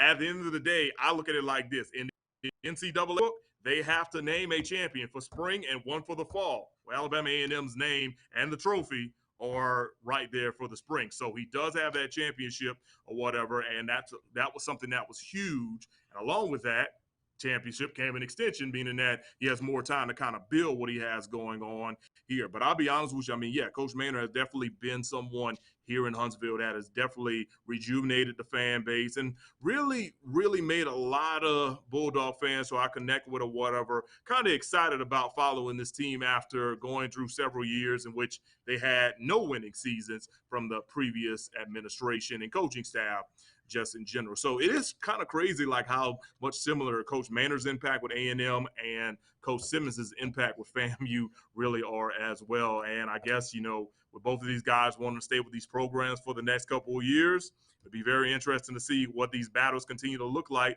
what kind of impact both guys will have on their programs. Good point. Go ahead, Kelvin. Yeah, so piggybacking off what you just said, last year's game, Alabama had a lot of breaks go their way. They jumped out to three score lead, and FAMU was able to come back in the fourth quarter and with a couple of big plays and steal that win. And that was coming right after the Jackson State game, which basically they were never in that game. So I'm kind of interested to understand the psyche both of the fan base at that time, and then going into this game where they're 0-3, but now they're in the SWAC play. What's kind of the feel of the community and so forth in terms of what they're expectations are for this team and this game? Well, I'll tell you this. Last year's game obviously was part of a 3-game losing streak because, you know, even before the Jackson State game, they went on the road and lost a game to Grambling in which I think they had 7 turnovers total and still had a chance to actually win the game at the end, which is still one of the craziest things I've probably ever seen in me covering college football for 13 years, all in all. But yeah, you know, that was in the midst of the 3-game skid from Grambling to Jackson State and then the FAMU game. Obviously, a lot of A&M fans thought they had it in their hands, and then they blew the 18-point lead. So, you know, all of a sudden you're like, oh, man, like what's really, really going on here? I think if you look at last year's situation and move it to this year's situation, I don't think the panic button is as bad as it was last year as it is for this year, primarily because the 3 losses came as non-conference situations this year compared to, you know, last year. Because at least last year, you dropped the Grambling game, you're like, okay, hey, we still have a little wiggle room or whatever. Then you drop the Jackson game, and you're like, okay, now we didn't drop 2. So if you want to still stay in the East race, you're going to need Jackson to drop at least 3, and then you went on out or whatever. And then obviously then dropping the FAM, it's like, okay, like statistically, you knew within the next 2-3 weeks, you know, it was kind of just over and a done deal, and you're hoping for the postseason. And after talking to a few people or whatever that have something to do with the postseason, obviously A&M needed one more win to really snatch a postseason bid. So from an at-large standpoint, so the SWAC could have had two guys going or whatever from an A&M if A&M wouldn't have lost one of those games. And I mean, Coach Manor has talked about this many times. So, but getting away from last year, you look at this year. You know, I don't think the panic button is there just yet. Just because SWAC play begins, it's a new season. Now, were there a lot of disappointed A&M fans on Saturday? Absolutely, primarily because of this. Austin Peay, I will give them their props. They came in and they had a good game plan. They basically were like, all right, yeah, we'll let you move the ball down the field on us, but what happens when you get in the red zone? Can you be efficient? And the answer to that question was no. If you go back and look at one of my tweets, one of the main things I said, storyline for that game, Alabama A&M got to Austin Peay's 40-yard line 7 times on Saturday and came away with 3 points.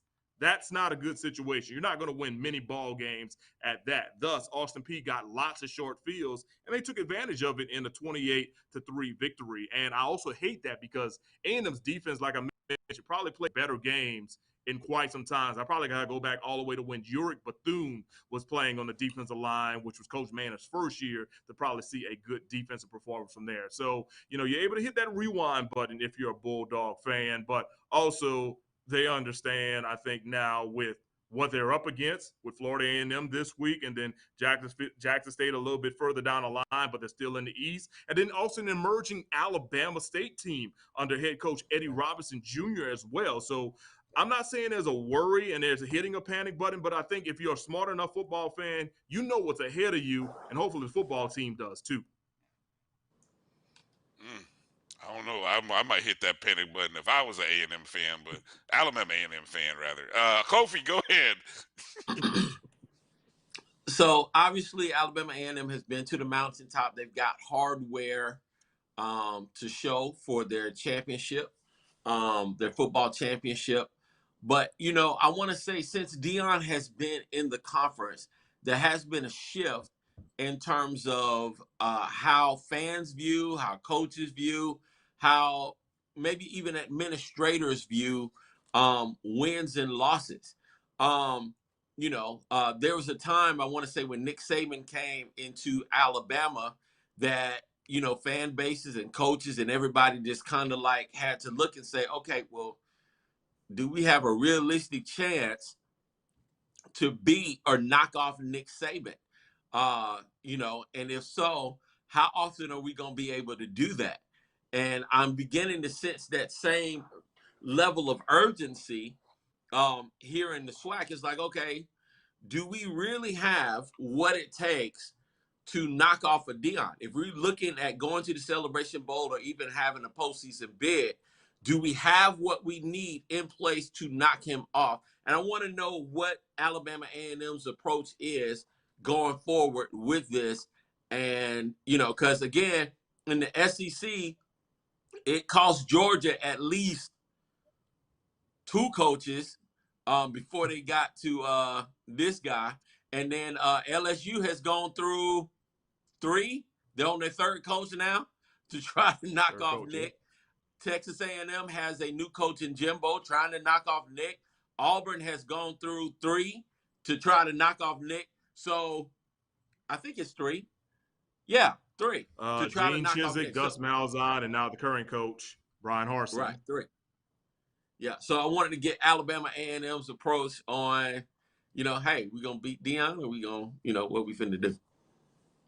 Well, man, I'll tell you this. For those that don't know or whatever, I'm a big historian as well. So obviously, to add to what you just said, obviously, I think these things go in waves. No matter what conference you're in, no matter what league you're in, I think these things really, really go in waves. Obviously, I can go back even a little bit further.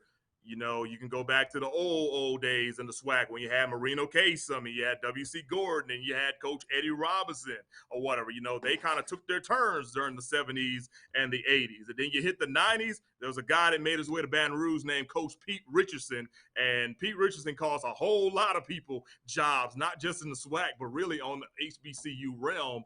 And, obviously there were a lot of people that – we're trying to be like, okay, how can we compete with Southern? How can we, compete with the Jaguar Nation and, knock them off? How can we, get to the Heritage Bowl back in the day or get eventually to the SWAC championship? And then, following that, once Southern kind of went down a little bit, then all of a sudden Grambling rises. How can you knock off Doug Williams and Bruce Eugene and those guys? And then, things continue to trickle out. And I can even go ahead and say, during the 2010s, really, if you look at it, Coach Fred McNair and Alcorn, they had a stranglehold on the SWAC for quite some time, even though Coach Broderick Fobbs and Grambling were able to kind of do some things from time to time. So, yeah, I can totally agree with your assessment on the fact that now everybody's basically looking at Deion Sanders and State to be like, okay, if they're the benchmark, how can we get like them? Or how can we compete with them to get victories and things of that nature? Obviously, from a marketing standpoint, you're not going to beat Deion Sanders in a marketing standpoint. You're just not going to do it or whatever. So what you're going to have to do is you're going to find a way to either out-recruit him or out-coach him or out-coach his staff and things of that nature. And obviously, I think once that game happened last year, it was a reality check for Coach Maynard and his staff. And that's why they were like, okay, we got to go beef this defense up and eventually bring in a bunch of transfers and whatnot. And obviously these things take time. Let's not forget when Deion Sanders took over or whatever, he took over in the fall. He prepared his team for the spring and things just didn't work out. So he went back to the well, and then all of a sudden, they're doing this and taking names last fall or whatever, all the way to a SWAC championship and eventually a spot in the Celebration Bowl. So, no, obviously I think, for Alabama A&M, Coach Maynard, he's a vet. So he knows what's up. He knows what has to be done. And, Bulldog Nation have definitely been in favor of what he's doing, especially since he has a championship. But now, the stakes are higher, and it makes it even worse because Jackson State is in your division. So it would be one thing if Jackson State was like in the West and A&M was in the East and they only played each other so many whatever times over whatever year. You may not only see them until the SWAC championship game, but because they're in your division, it's a completely different situation. And as I mentioned before, it's still the same way across the board. Think about LSU all those years where they had good teams, but guess what? They couldn't beat Nick Saban in Alabama for year after year after year. You can go all the way back to the 90s. You guys are all in Florida, so you know exactly where I'm coming from with this. If you were in the East and you wasn't beating Steve Spurrier, you might as well go ahead and just, hang it up. I still trip out to this day that Peyton Manning, as good as he was at Tennessee, never beat Florida. Right. Never beat Florida. And you look at some of the stats he had in those games, off the chain. But guess what? He still never beat Steve Spurrier and the Gators. Luckily, his senior year, though, the Gators dropped the game at LSU, and then I think they lost to Georgia as well, and 2 losses compared to Tennessee's 1 loss. Got Tennessee in the SEC championship and got Peyton his only SEC, ring. So, sometimes those things have to happen like that, and luck has to be on your side or whatever, too. But going back to the whole thing from a totality standpoint, absolutely. Yeah, Deion is definitely basically set the standard for current, and everybody's got to basically play catch-up now. I think that's really everybody. Alabama A and Alabama State, Alcorn State, if you want to look at it from the west side, Southern, Grambling. I think everybody's like looking at it and be like, okay, what do we have to do to elevate our programs to get to this spot? All right, Mo. Hey, you've been gracious with your time this evening. I know you've got to go to the studio a little bit later, but give us, I'm not going to ask you for a prediction, but maybe give us the Alabama A&M can win if they do what? Alabama A&M can win if two things happen. First thing, offensive consistency. It just didn't happen last week. You know, as I mentioned, they got to Austin Peay's 40-yard line 7 times and came away with 3 points.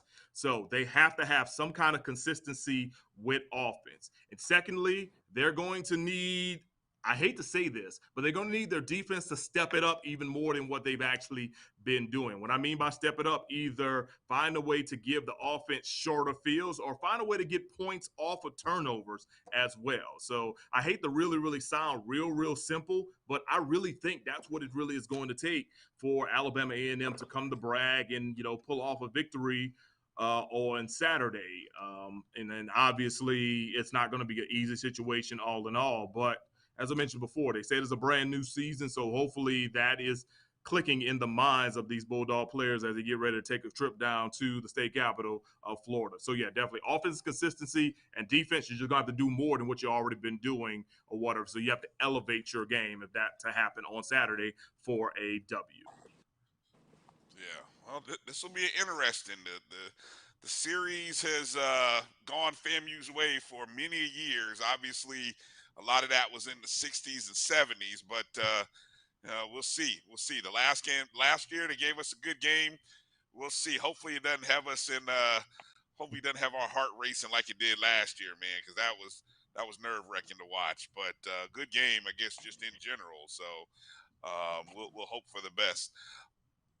Mo, let people know how they can follow you, where they can find you, and are you going to be coming to Tallahassee shooting, covering, or somebody else? You sending somebody, or how you doing No, we're so I'm not coming this week. I hate that I could not or whatever. We had it penciled in, but just due to some other things that we could have coming up along with, yeah, you know, we spent a whole lot of money to send me to Austin, Texas a few weeks ago for Alabama versus Texas as well. So unfortunately, no, I'm not going to be able to make it down there or get someone else to come down there. But, you know, we will still make sure we have our highlights, and I'll work with our local coaches show to make sure that we have like reaction for our Sunday night show as well. So, you know, I'll probably be looking at like a whole lot of other people on ESPN plus this upcoming weekend, but still think it's going to be a great game. I know Butch and Jorge are going to be on the call, so should definitely be able to enjoy that, which means that Tiffany Green won't be able to give y'all that broadcaster's advantage in the situation with the home field stuff in that scenario as well. So, but yeah, we won't be able to make it down or whatever this upcoming week in general, but we'll still find a way to get our lights all in all. I hate that we can't, but obviously when you're up here and you cover 4 different college teams, which includes Alabama A&M, University of North Alabama, University of Alabama, and also Auburn University, we have to kind of just do the what makes sense in most cases scenarios. So, you know, unfortunately, we had to put that one on the chopping block or whatever as well. Also, you know, SEC play begins for both Alabama and Auburn, and also University of North Alabama. They've got homecoming this upcoming weekend against Tarleton State, which will not be an easy task at all in general. They took a big one on the chin last week against Chattanooga as well. So, but yeah, we'll still have everything covered from a media standpoint, just not being there in person. But to answer your other question, you can locate me on social media. It's on Twitter. It's Mo Carter, CARTER, Fox 54, and then on Facebook, my work Facebook is Mo Carter, WZDX News. Gotcha. Mo, man, you've been gracious How with about your Mo? time. Always love talking to you. And we'll talk later offline about what happened to Southern over the weekend, Mo. We'll talk about that on another show, another time. I hate to bring that up, but Oh man. It was a rough one, but I'll tell you this: at least I can keep calm with whatever. You should have heard some of the words my wife was saying watching that game as well. To where I'm like, let me go sit our child in another room. Oh wow! All right, let's just say that. Wow, love it. Hey Mo, man, have a good show tonight. Hey, thank you for your time this evening and all your great insight. All right, you guys go make sure to find Mo, follow Mo. He's a great follow on Twitter. Lots of good info from the area, not only just Alabama A&M, but the SWAC in general. All right, let's take a quick break. Come back. You're watching the O&G Strike Zone. One bite of 100% Angus beef ballpark frank, and you'll say,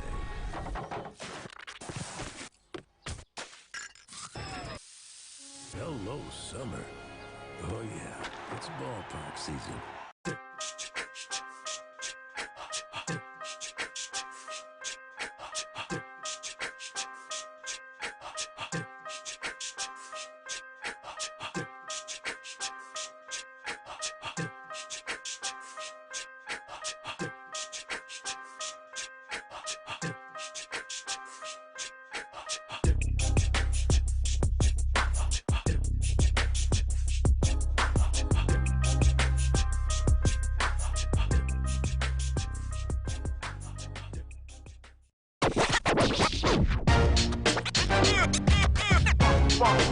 It's like a loop machine. All around town, people trying to get down.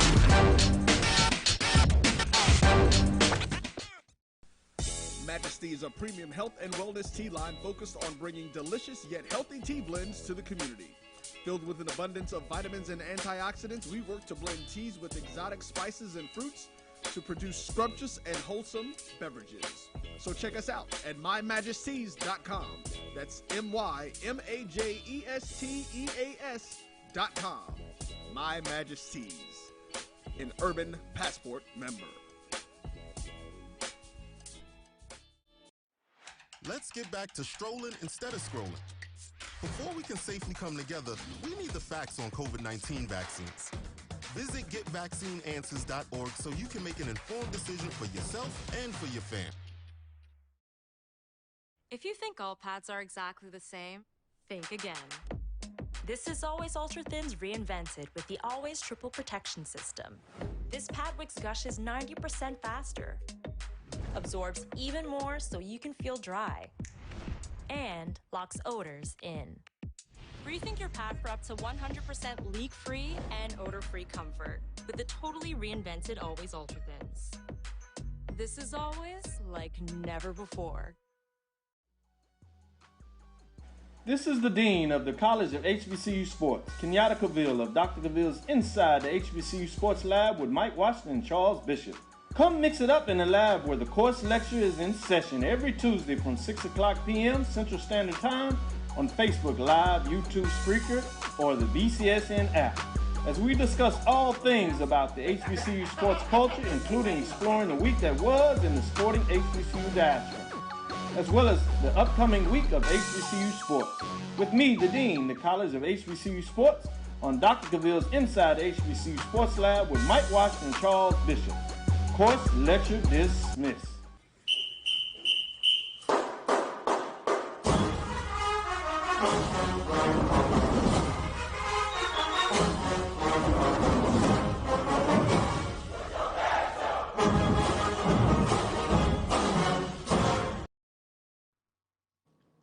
All right, welcome back to the ONG Strike Zone. Brian, Kelvin, and Kofi here. All right, we're gonna go with a new segment here, and hopefully soon we'll be mixing you guys who are watching the show. You'll get a chance to interact with us. But since this is like the trial of it, we're gonna stick to our resident FAMU experts, Kelvin Rozier, Kofi Hemingway. I am the master of the game show host. You guys are the contestants. I will ask a trivia question. You guys will have to answer. 1 point if you answer correct, and if you miss it, the other person has the opportunity to steal and earn the point. Okay? First person to score 5 points will win the contest. We will alternate from person to person. So, Kelvin, Kofi, are you there? Do I have you, or are you just staring at me intently as I wait to make sure that your signal is working well? All right. It No, looks like that's I what's think he frozen. happening. Yeah, so while we wait for him, Kelvin, let's quickly set some of the SWAC contest this upcoming weekend. This is actually, now, this isn't a full schedule. We've got, Hey, Brian, yes, before we go there, can we talk about the MEAC real quick? talk about the MEAC. In what way? Yeah, Well, they you had an got awesome they week playing last good week, out of ball. conference. Out of conference. I'll Just give you just gotta go ahead. I give you just take gotta a mention it. go. Okay, hey, congratulations to the MEAC. There's my mention. Well, I'll give you a minute. Say what you want to say about the MEAC. We're not in the MEAC anymore, so I don't really, Hey man, Go hey, ahead, Kelvin. but they HBCU. HBCUs. Hey, they HBCUs too, and I like to give flowers when people when they earn them. So the MEAC was really impressive this week. North Carolina Central went to a ranked what was New Hampshire, New and Hampshire, right? blew them out. Not just one, blew Yep. them out the water. So much so that North Carolina Central entered the polls, in everybody FCS polls now. They either 25, anywhere from 25 to 19. And then you had also winning out of conference, a game that I watched, Morgan State beat Sacred Heart. Sacred Heart is supposed to be, I think they're in the NEC, something like that. I think they were supposed to be the Yeah. preseason They favorites. they won the conference And last year, right? yeah. And so Morgan State defeated them soundly. As a matter of fact, everybody won out of conference except Norfolk State. Norfolk State lost to Hampton, of Yes. course, 17-7. But man, they were impressive last week with their out of conference games, and I just wanted to mention that it didn't go unnoticed. And I don't know, man, the way Central playing with that quarterback right now, man. South Carolina State, woof, and Morgan, I'm just telling you, that thing is going to be more difficult than what we thought at when the season Well, began. don't sleep on any of the teams in the MEAC right now. All of them are actually pretty good. Hey, when it comes to Howard. Yeah, but you say that though, but Howard has an explosive offense, and really, if you Don't look sleep at on Howard. defensive, exactly, don't sleep on Howard. They just haven't put it. They haven't put a consistent 4 quarters together. Yes, they may be sleep offensively, but while the offense is sleeping, the defense has been playing well. Y'all foolish. But yeah, it'll be, I don't know, conference. They're still in the non-conference part of their season, so I guess by the Right. time we get to mid-October is when they'll start getting into conference play. So it'll be interesting then. All right, so Kofi, did you hear the rules of the contest? Did you hear the game show that we're doing? Did you hear the rules? Maybe we not supposed. Maybe what? I don't know. What did he say, Kelvin? See, this is why I was gonna have a guest come on, but Look like he froze up again. yeah, I don't know if we're gonna be able to get this contest off because for whatever No, reason he no, can't. let's save it. All right, Let's scratch it. Let's save it. Let's go with come on. me. I've done all this doggone research Come and on, Let's do all say, but two these let's see. questions. Two questions. Come on, man. Come on. two. It's more than two. It's okay. All right, we'll give it a try. You guys, man. All right, so who wants to go? Let me see. Let me see. Let me see. Think of a number between 1 and 10, Kelvin. Go. 7. Kofi. 8. All right, it was 6. So Kelvin, you get to go first. Kofi, you go second. All right, first question. Now again, if Kelvin, you don't get it, Kofi, you can steal it. Okay. Name of the game show is Do You Remember? I thought my producer was going to sing, but she's not going to sing. So okay, here we go. How many shutouts does have FAMU recorded against Alabama A&M, Kelvin? How many shutouts has Florida A&M recorded against Alabama A&M? I'll give you like 10 seconds, and then I'll buzz 4. you. Incorrect. Kofi, you have a chance to steal. 2. It would be correct. It is 2. Point to Kofi. 1942, they beat them 32-0, and then 1978, 42-0. Okay, good job, Kofi. All right, Kofi, this question is for you. What are the most points FAMU has lost by in the 2 games that FAMU has won? The most points FAMU has lost by in the 2 games to Alabama A&M, is it over or under 7 points? Over or under 7 points? Over. That is incorrect. Incorrect. Kelvin, I'll let you steal if you can tell me how many points under. Yeah, obviously, but how many? How many? In order to get the points on this one, Kelvin, you got to tell me how many. No, man, you can't be changing the rules on me now. Okay. See, I see how you are. Okay. That's all right. I'll have to rethink the questions on this and do that better. But yes, how many under? Just for I give it a guess purposes. anyway, though. Let's say 5. It's actually 6. It's actually 6. 1 point in 1971, 5 points in 1979. Okay, this question is to you, Kelvin. Who was the head coach for Florida A&M the first time they lost to Alabama A&M? Who was the head coach for FAMU the first time they lost to Alabama A&M?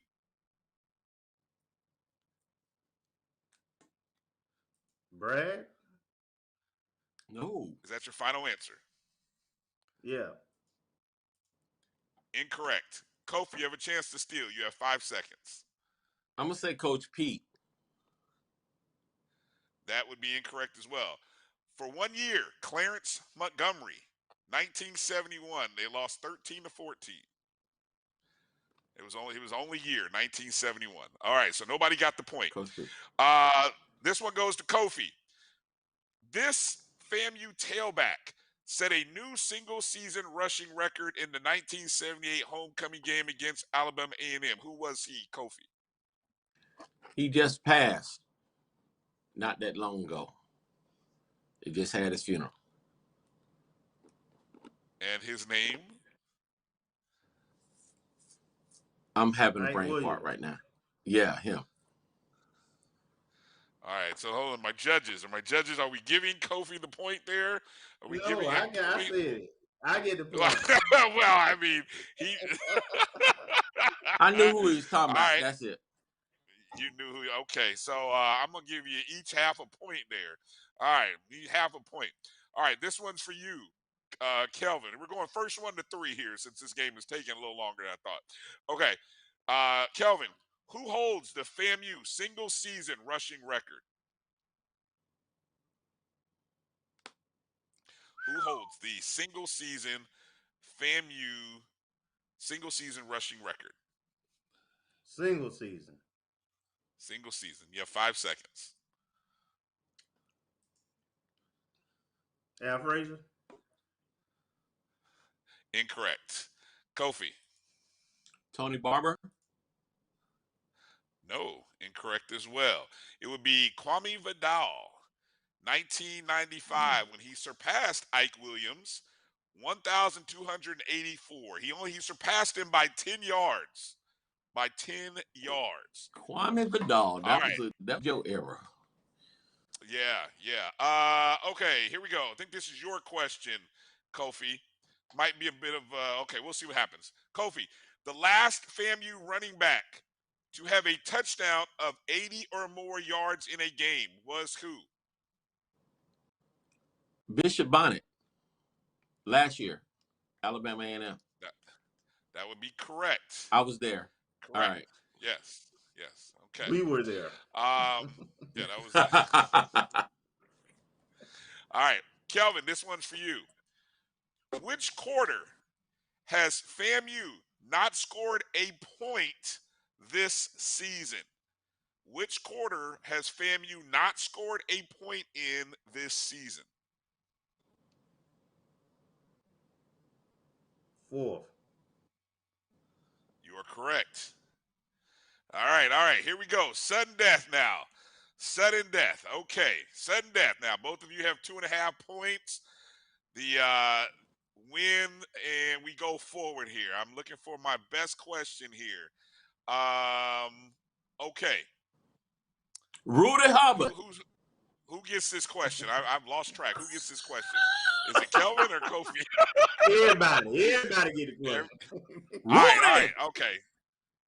All right. So this is okay. First person to call their name out gets this, and then you have to answer. So you must answer by calling your name out first. Okay. What is Willie Simmons's all-time career record as head coach against Alabama A&M? Kelvin. What is Willie? 4-0. Kelvin, your name was called first. What is your answer? Head coach at Alabama at FAMU, 3-0. I said you are correct, sir. 3-0. It was all time as a head coach. All time as a head coach. Didn't have to say not at FAMU because he's only 1-0 at FAMU. He was also 2-0 at Prairie View there. And so, all right. So with that, I'm in the money. Kelvin would have won that contest. So, all right. No, hey, so that was hot. What are your thoughts of? Do you remember? Do you think this is something that we could go forward with in the future and involve fans versus Kelvin or Kofi? Yeah, maybe, sort of. Keep it to about 5 questions though. Okay, yeah, definitely. We'll have to work on that. Okay, let's get into as we get ready to wrap up and close out the show here. Let's get into the contest for this upcoming week. As I was saying earlier, this is a SWAC schedule where 5 SWAC games. SWAC v SWAC is happening this week. The only non-contest is Texas Southern, who's taking on UTSA. So Texas Southern, after their big win, they are on the road taking on UTSA, who I think who did UTSA just play? They just played somebody really tough this past week. But anyway, so it'll be interesting to see. We've got Mississippi Valley State at Jackson State. That is a 1 p.m. Central game in Jackson. Jackson State is like a 24.5-point favorite according to Massey. 24. Grambling State, 24 That's and all? a half. That's it. You think? Yeah, that's it. That's right. That's what the computer says. You think that's low? Well, I might bet.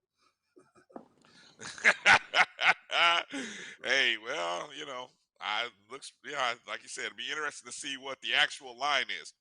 Grambling travels to Bethune-Cookman. Bethune is actually rated as a 2-point favorite. That's a 1 p.m. Eastern time in Daytona.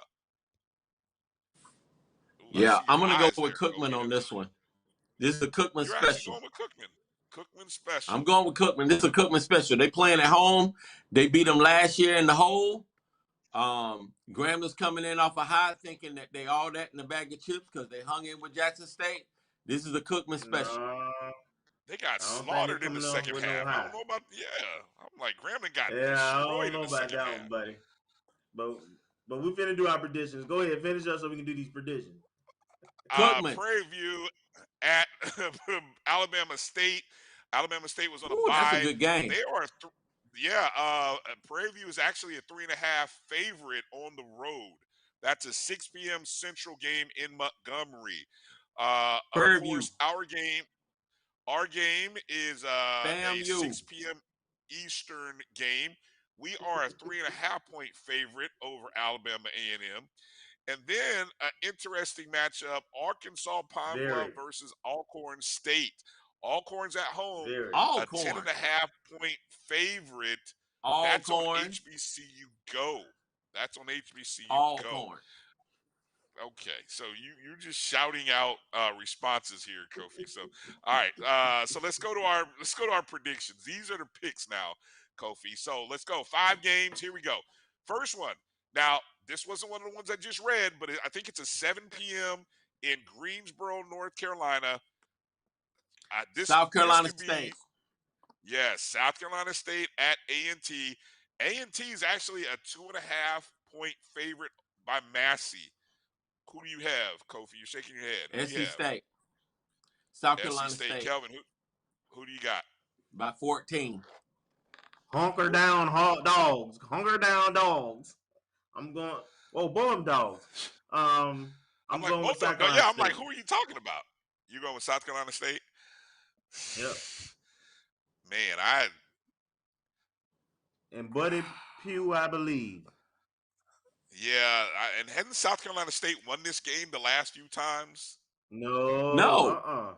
A&T. No? No, A&T been A&T has kicking their them for number. years. Yeah. Yeah, okay. With that said, then I'm going to Including change my last pick. At year. first, I was going to go A&T, but I think I'm going to take South Carolina, the Road Dogs, the Road Bulldogs on this one. Okay, I'm going to take South Carolina State. So I think we all got South Carolina State. Grambling at Bethune. Who do we like in this one? You've already said your Cookman. piece, I think, Kofi. You got Cookman special. Kelvin, who do you got? I got Gremlin. I don't trust Cookman. I don't trust their coaching, frankly. So Gremlin showed me a little something what they potentially can have. If they stick with running the ball, I think they'll be fine. I'm gonna go with Gremlin. I agree with you in the standpoint of Grambling surprised me getting a win after getting destroyed the week before. Now they got destroyed in the second half. I think that refocus and attention to detail by the coaches and the players will be a good move for Grambling. I think Grambling will win that ball game on the road. Okay, Prairie View traveling to Alabama State. Alabama State was on a bye last week. Prairie View lost at home, but Prairie View will probably be a road favorite. Who do you guys like? That's a tough game.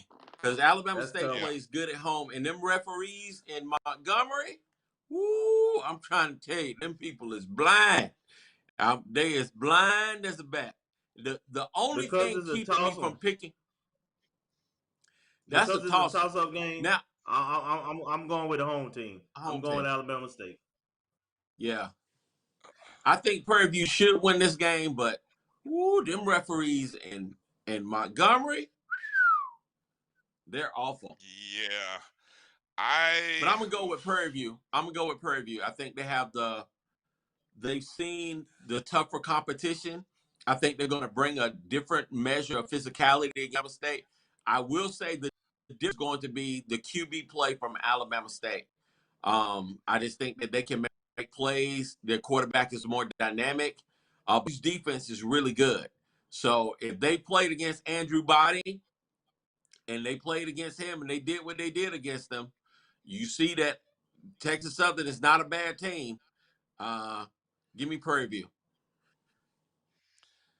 I'm gonna go Prairie View too. I think I'm in agreement with you. There's a reason I thought Prairie View would win the or no, I picked Alcorn to West. win. I keep getting that confused. Yeah. They both purple and gold. Keep it moving. Yeah, I know. That's how I got confused. I think I'll roll Prairie View on this one. All right. The next game, UAPB, 3-1 record by UAPB. I think either 2-1 or 3-1. Traveling to Alcorn Two of them State, who games just don't got count their though. first win. Alcorn.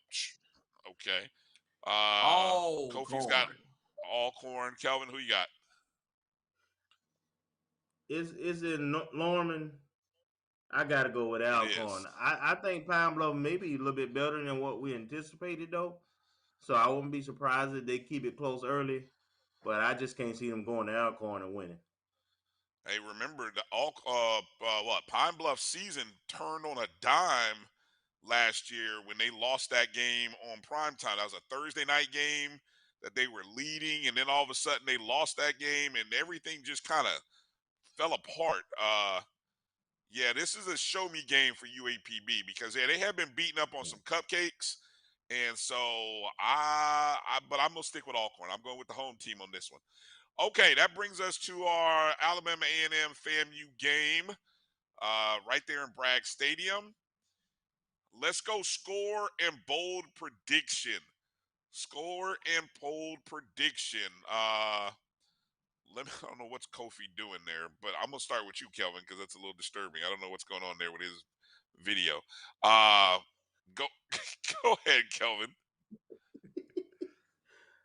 This game scared me a little more than at first it did. When I look at who Alabama A&M has played, I know they 0-3, but they play really good competition, and they've been getting progressively better each game, and they've been tested. For authentic Caribbean food. We're coming off a bye week, so we kind of banged up in the backfield, and then I don't know what Moose gonna do. Is Moose gonna improve? That's the question. I'm going with FAMU. I mean, we don't lose at home at the end of the day. And my bold prediction is kind of what I predicted against Alabama State. If Musa slips, McKay gonna be there, and we can't be stubborn about that. But we need to run the ball for sure to help him out like we did against Albany State. So what's your bold prediction? What's your bold prediction? I missed the score there. The score, let me go 30 28. Because the other part of that is if you look at what our defense did against them last year. Yeah, if you look at what they did against us last year's game, I thought that that was the first game where I said I thought that we were not aggressive enough, right? We kind of gave them too much respect. We kind of just tried to keep everything in front of us. And our first 3 games this year, we kind of been that way also. So that concerns me. I have to see that a better defensive effort. But so yeah, I think it's gonna be close, man. I think it's gonna be a dogfight. All right, Kofi, score and prediction. I'm gonna say FAMU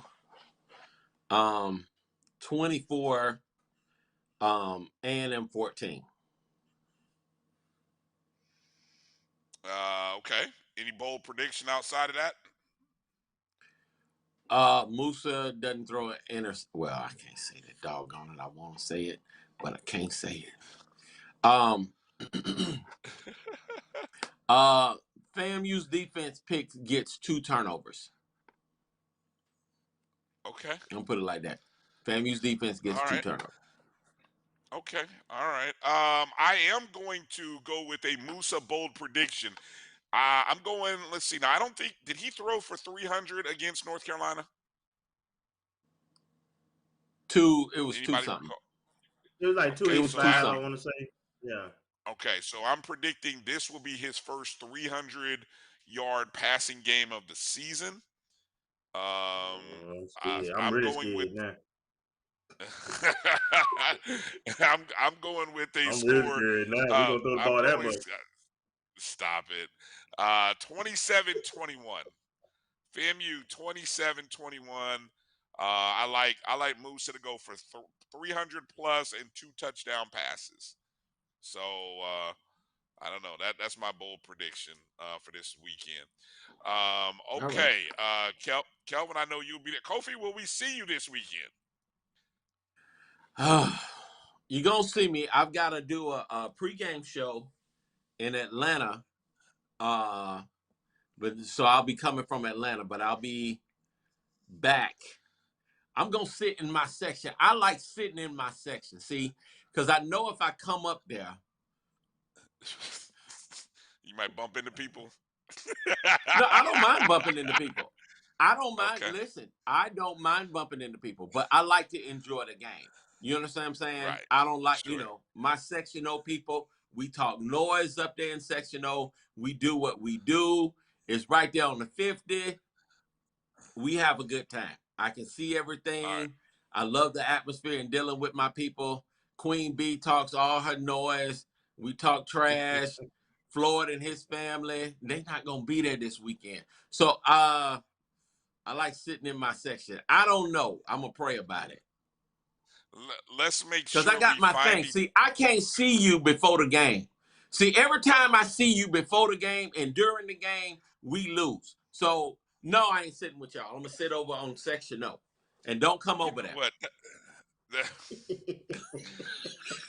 All right. See, that's so Brian, random. you stay over there on the west side. We don't need to see you till after the game. Well, look, we would like for you to be a part of the post-game show. We'll try to figure out how we're gonna make all that happen. Post-game show. Why can't we? Hopefully can we just can do get it from the stadium? No, let's try Lawson. We can make arrangements ahead of time with Padilla real quick. We should be able to at least get on the floor. I mean, just like right there in the lobby area when you enter in, they can let us in there and just do that. Okay. We should be good. All right. Let me figure out what kind of technical stuff we need to make that happen, and we'll go from there. All right. Thank you. I gotta to say, Dr. Lori, in the chat room, handling business. Man, she today. kicked We them J appreciate State you. Tigers out of there, boy. She wasn't playing tonight. She kicked my brother Avis out. She didn't want to mute him or nothing. She just kicked booted him Spence out. to the curb. But we She appreciate did you. say this is a Rattler space. My last warning. I saw told that. him. I wasn't. She did She warn told him. him. She did. did We warn love him. you, Dr. Lloyd. We thank you. Hey, and thank you for everybody for being a part of the discussion and all your comments. Look forward to going back and reading them all throughout the course of the show. Make sure to hit the thumbs up button if you didn't already on your way out the door. Support the ONG. There's many ways that you could do that. On our Twitter feed, I'll make sure to send out a link how you can do that. We've even got the little tip thing. You can do that on YouTube nowadays. We're trying to see if we can take our show on the road to Grambling. That's a big destination. Maybe we can take our show on the road to Grambling, and then hopefully for homecoming we can find a spot where we can host a meet and greet.